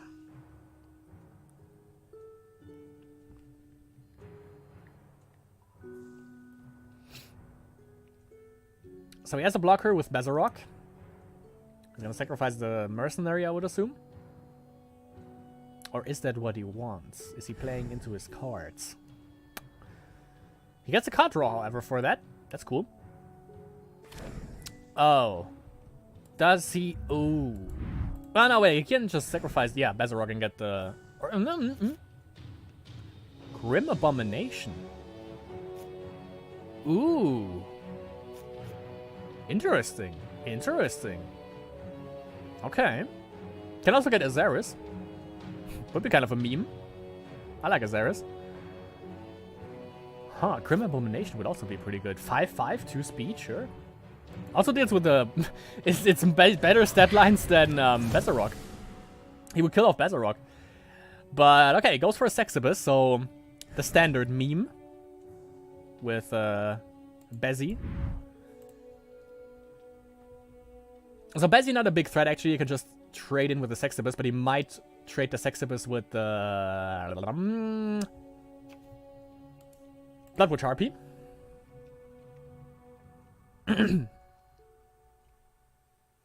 Because yeah, you would just kill off the Stallion, which is not what you want. So yeah, just attack with the Harpy into Bezzy. Let it kill off the Blood Witch Harpy. Go face with the Stallion. 3 damage. Probably gonna deal 4 damage next turn with Bezzy, but that's not a big deal. Swamp God into Flame Serpent. Oh boy. Let's see if he blocks. Or if he swaps Bezarok with Blood Witch. Blood Witch isn't doing anything. He doesn't really play one... well, he plays Swamp God, but he doesn't play any other 1-drops that would actually make her viable. She's just stat lines against this deck, basically, because they're all 2-drops. He just plays around it. It's no problem. He has enough. But he blocks. It's more damage coming through. No, it's the same amount, actually. And Taurik in a good position now. In a really comfortable position. 2 HP remaining for freebie. Yeah, now he is on lockdown. Now he is on lockdown. Death Curse Shaman. And we all know Armen Demon Overlord is his deadlines are 4/4, which is good. But not 2 speed anymore, but 1 speed. So definitely a nerf. Definitely hit him hard.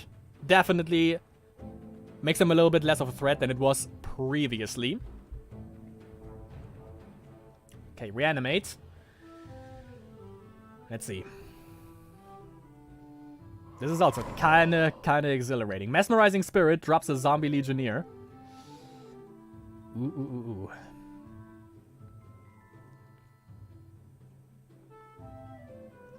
You know he has it in his grasp, Taurik. Devourer of Worlds. Gets the Death Curse Shaman. Woo! But yeah, that still happens. That trade is still not really favorable for freebie, however, because he still loses his Bedrock. But it's a 5/5 Devourer. You have to get through that first. Now, well, you don't have to. He has a freaking Nightmare Stallion. But that's a little bit of a problem. Face.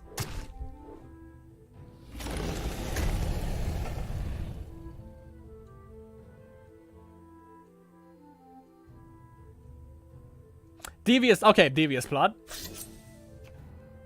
Reanim. Oh. Oh. Okay. Can you Devious Plot the Armen, by the way? I think you can.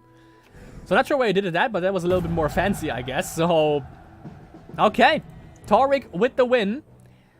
I'm kind of scared. It's still 1-1. We have to check in on this. Cruel Tech against Sashlar. Jesus Christ, we have to check in on this. Wisdom Rage. Elrike against Wisdom Minion Control. Chickens got banned. Rage Rush got banned. He won with Slaves. He won with Rage Rush, Sashlar. We just have to. You have to say... We have to do this, obviously. I think you all know we have to do this. So he grabs the Dust Titan with Hero Ability. Alright. Come on, man. Cruel Tech, I'm your guardian angel. Come on, man. Come on. Show him how it's done.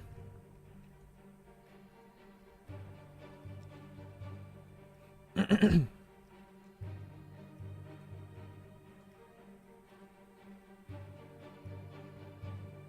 don't want to be in either of these guys' shoes, by the way. Definitely don't want to be in Cruel Tech's shoes at this point. Oh god.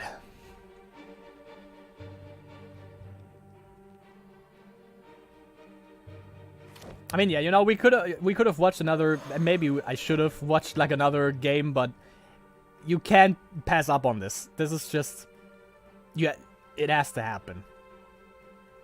This has to happen now.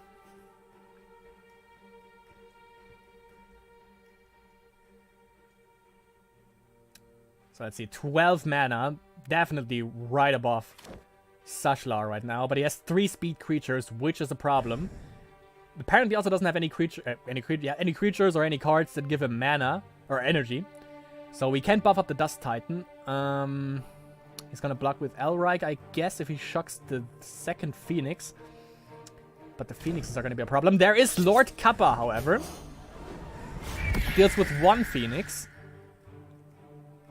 Symbol of Blood. Oh, you gotta be fucking kidding me. And, oh my god, the Drain. Shocks. Okay, shocks the Phoenix, alright. See if he blocks with Elric now. Probably. No, he doesn't. Okay.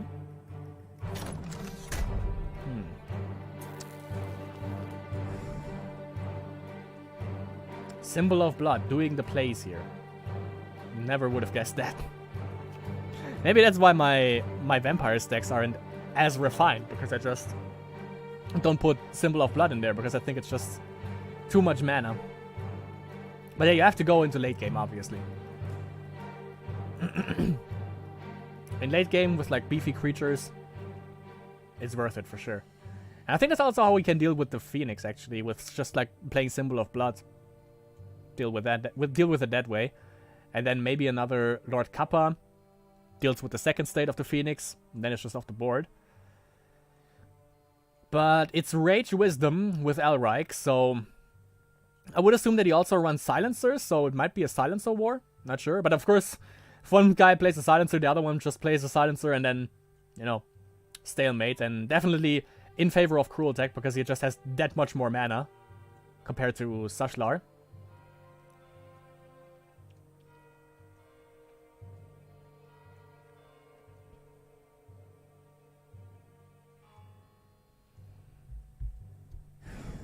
Or is he called Sashair? I don't know. I think it's Sashlar. Dust Titan off of Molten. Oh, God. That's good for him. That's good for Sashlar for sure. Primal Battle deals with Lord Kappa, I would assume. Yeah. Because then it doesn't have any means to get energy on the Dust Titan. But he's down to 9 HP Pizzle, but he is just gonna shock the entire board the entire time. But I'm pretty sure Cruel Tech has Dust Titan has Atomic Laboratory. Jesus Christ, man. Pretty sure he has a Cataclysm. Let's actually check on that. Yeah, he still has all Cataclysms left. 3 damage coming in from Elric. If he has a Lord Kappa, that would be pretty damn good. I mean, okay, he also bumps up the Dust Titan, but he's gonna lose it after Molten is over. Gonna get back into the deck, so there's that. So maybe Cataclysm. If he has Lord Kappa, Cataclysm into Lord Kappa, deal with the Phoenix, get a little bit of life back. Place the Djinn of Wishes. Hit something. Another Djinn. Alright. Okay, doesn't hit anything off of that.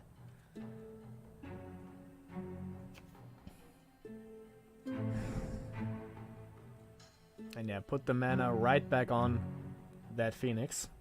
So by the way, that is an artifact, so these two in conjunctions don't fare that well. They don't... I mean, it's good, you know? Reflector. Reactor in and Molten Passageway to just feed it with mana, with energy to keep it on the board, but of course it's gonna blow up eventually because, you know, they are both artifacts. But it's a good idea. And maybe that was the initial plan with the Dust Titan, actually, to just not feed the Dust Titan mana with the Unstable Reactor, but to feed the Molten Passageway mana, so he is just on the board the whole time. And yeah, would have been with 6 damage, it would have been pretty nasty. So Phoenix went in for 3 beats, 3 cards in hand for Sashlar, and 4 for Cruel Tech, so he would win with superiority. In terms of board presence, in terms of cards in hand, I don't know why I just referred to superiority all of a sudden, but he would win all ticks, actually. Most health, most creatures on the board, most card in hand. I don't even play superiority, to be honest. I play broccoli, you don't need superiority in that. So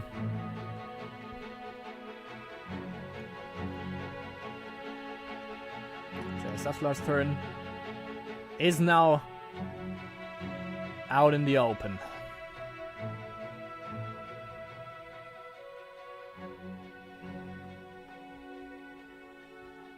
Three cards, my friend. 3 cards. And I assume that Cruel Tech has a Silencer and possibly another Cataclysm. Silencer he could have either drawn normally or just with the Djinn of Wishes at this point. So I'm just gonna assume that that is the case. He also attacked with the Phoenix, so I don't know if he actually wants to use Djinn to search out for cards, or if he just wants to go in phase to beat him down to 5 H Pizzle with the 2 Djinns.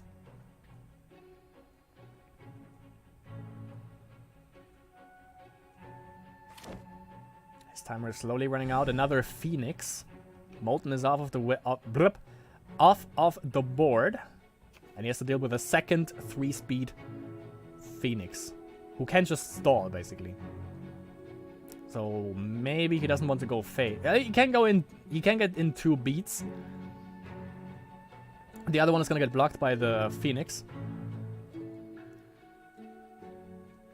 and there's still Rage in there, by the way. So probably, maybe not Firebolts. I think that's on the in the Rage Rush list. Yeah, stuff like Primal Battle is also in there. Hit something with the first Djinn, second Djinn. Apparently he has a wide selection right here. So I guess he hit something with both Djinns. Depends on what it is, obviously. Cataclysm would get rid of 1 Phoenix. The other one would come back. Does he have Symbol of Blood? Maybe, but that would still not get rid of the other Phoenix. And I don't know if I would want to Cataclysm that board. Not really. Nah, it's 6 damage coming in still. Would be down to 8 HP. But he has card advantage. That's for sure. So maybe if he has like an Ancient Wisdom, maybe just use that, get a little bit of more card draw. I mean, he has 14 mana, so he can basically play beefy cards all over the place now. At least 3 times in a turn. So he uses Cataclysm. Don't use another one, though. Wait. How many Phoenixes are in there? 2. That's the 3rd one. He could fish out 1 with Hero ability, with Tempting Lure. Would be 6 mana. Plays a lamp. That is... Symbol of Blood. I love you, man. I fucking love you. Symbol of Blood. It doesn't damage... What? Wait. What? It doesn't deal damage to the lamp? Why doesn't it deal damage to the lamp? Is that a thing? Did I miss something? It doesn't deal damage to the lamp? What? That's crazy, actually. That's crazy. I mean, that's crazy and weird. Because it is a creature when you transform it. Wall in the north. Ah, God, this game, though. This fucking game, man. This game. Wall in the north.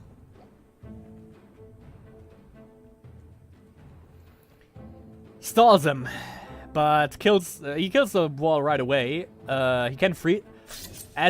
Who runs Assassinate? Cruel Tech does, for a good reason. Ancient Wisdom. Drop that silencer, boy. Drops the silencer.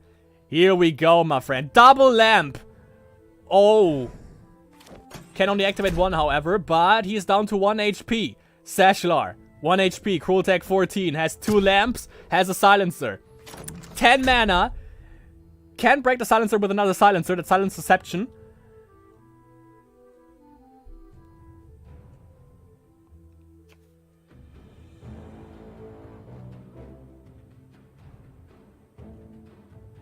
I'm kind of afraid to talk now.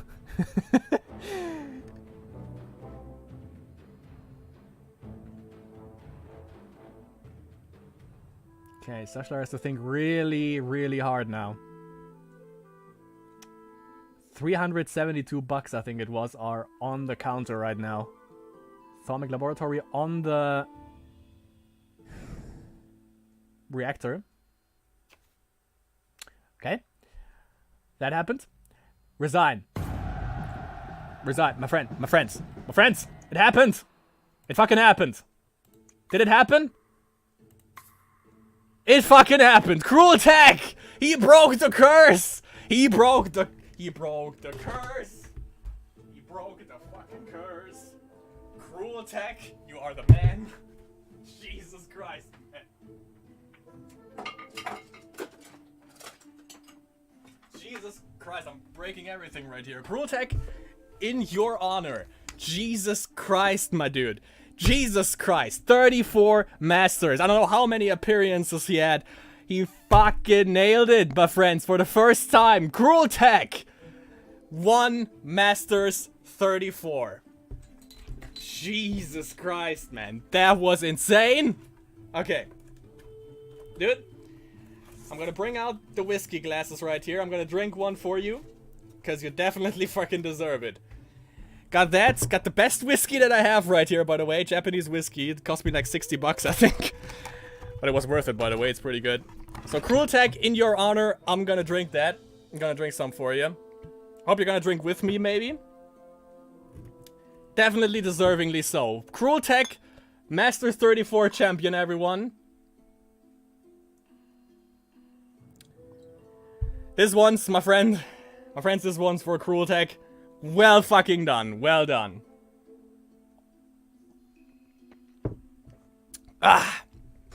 On to Cruel Tech. Great job. Jesus Christ, man.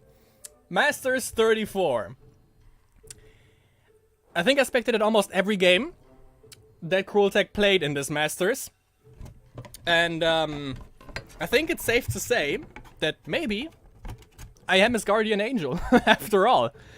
But he had to win one game without me, obviously, but wow. So the after hours show should be up in a little bit on the official Spellweaver channel. I don't think that Cruel Tech is gonna participate in the interview, maybe in chat. That could be a thing. But holy Christ. Holy Christ. Top OP shit to banned rage. I mean, yeah, ban rage, I guess. Something at the end, and it's look over for quite some time where you got it finally. Congrats. Fuck! Or foo from Doric. So we needed to make a ritual with 7 memes to break the curse. He just needed 1 guardian angel. Maybe. Maybe. But yeah, Cruel Tech. Gave you 1. And, Jesus, that was awesome. And I gotta say, we had some pretty cool games. We discovered some pretty cool games. It's like I'm unlocking SSJ. Whatever the fuck that is. Okay, so let's get over the board again. We have from 12 to 14, Jotto, the Zatside, and SWAT Blues all dropped. Lyrie sadly dropped with 1 point on rank 11, and then we have the top 10. 10, we have Geronimo with 1 point.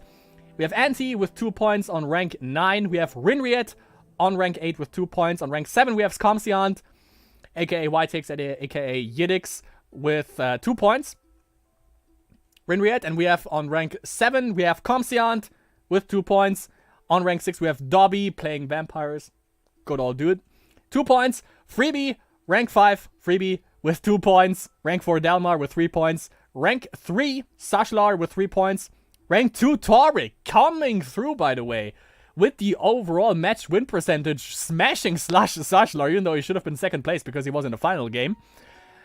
On 2nd place, Toric with 3 points. And then we have Cruel Tech, finally. 1st place, 4 points. Congratulations, my dude. Congratulations. Breaking the curse once and for all. So yeah. That was insane. And yeah, also aside from the finals, we also had some pretty good games that we watched. So I think overall that was a success. And, you know, if you have happened to watch this, then definitely make sure to check out on Twitch or on YouTube if you watch us on YouTube. The official Spellweaver YouTube channel, where you can see the Fuzz and an album covering the other games that we didn't cover. Was also one game, sadly the game with vampires that Dobby lost, I guess, so that kind of sucks, but still, yeah, that was an insane Masters. I loved it, and if I have the time, the next time for Masters, I'm also gonna cover that, obviously. And we have from good old Igloo, finally Cruel Tech, lifts the curse and wins the Masters Championship number 34, taking 377 bucks home. He waited for the big bucks to get, I guess. It was a tough competition with some very close games. Well played, for sure. For sure. I bow my head. Loved Cruel Tech ever since. Ever since he also came up with the... I got the Shaman list from him and stuff like that. It's all... He's awesome. Cruel Tech is awesome. And he finally managed to get the title, and that was about damn time. So... yeah, that was it for Masters final number 34. I think on Twitch there is still the after show party going on with the Fuzz and an album. So if you want more, if you want to check out that, then head on over to there, to the official Spellweaver Twitch channel. Other than that, if it's on YouTube, you know, as I've stated, check out the official Spellweaver YouTube channel for the games that I didn't cover. for the entire best of 3 actually, between Sashlar and Cruel Tech. So yeah, with that being said, I hope you enjoyed this, guys. I think we have quite the entourage here in the chat, if I see that correctly. Oh yeah, we have a bunch of people right here. So yeah, greetings to another TV viewer, to Bananennanen, 100% German, Commander Root, Cruel Tech, Electricaloon Board, to Host Giveaway, to Leuven1, to Positivity Bot, to Slow Cool, to Xoid. Yeah, I think that was pretty much everyone who was in the chat also today. So, yeah, thanks for hanging around. I'm gonna check out the after party with the Fuzz and an album, and yeah, I'll see you in the next stream and in the next video if you do so desire. So, once again, Cruel Tech, awesome job. Congratulations, you definitely deserve it. And yeah, I'll catch all of you in the next stream or in the next video. Stay tuned or something.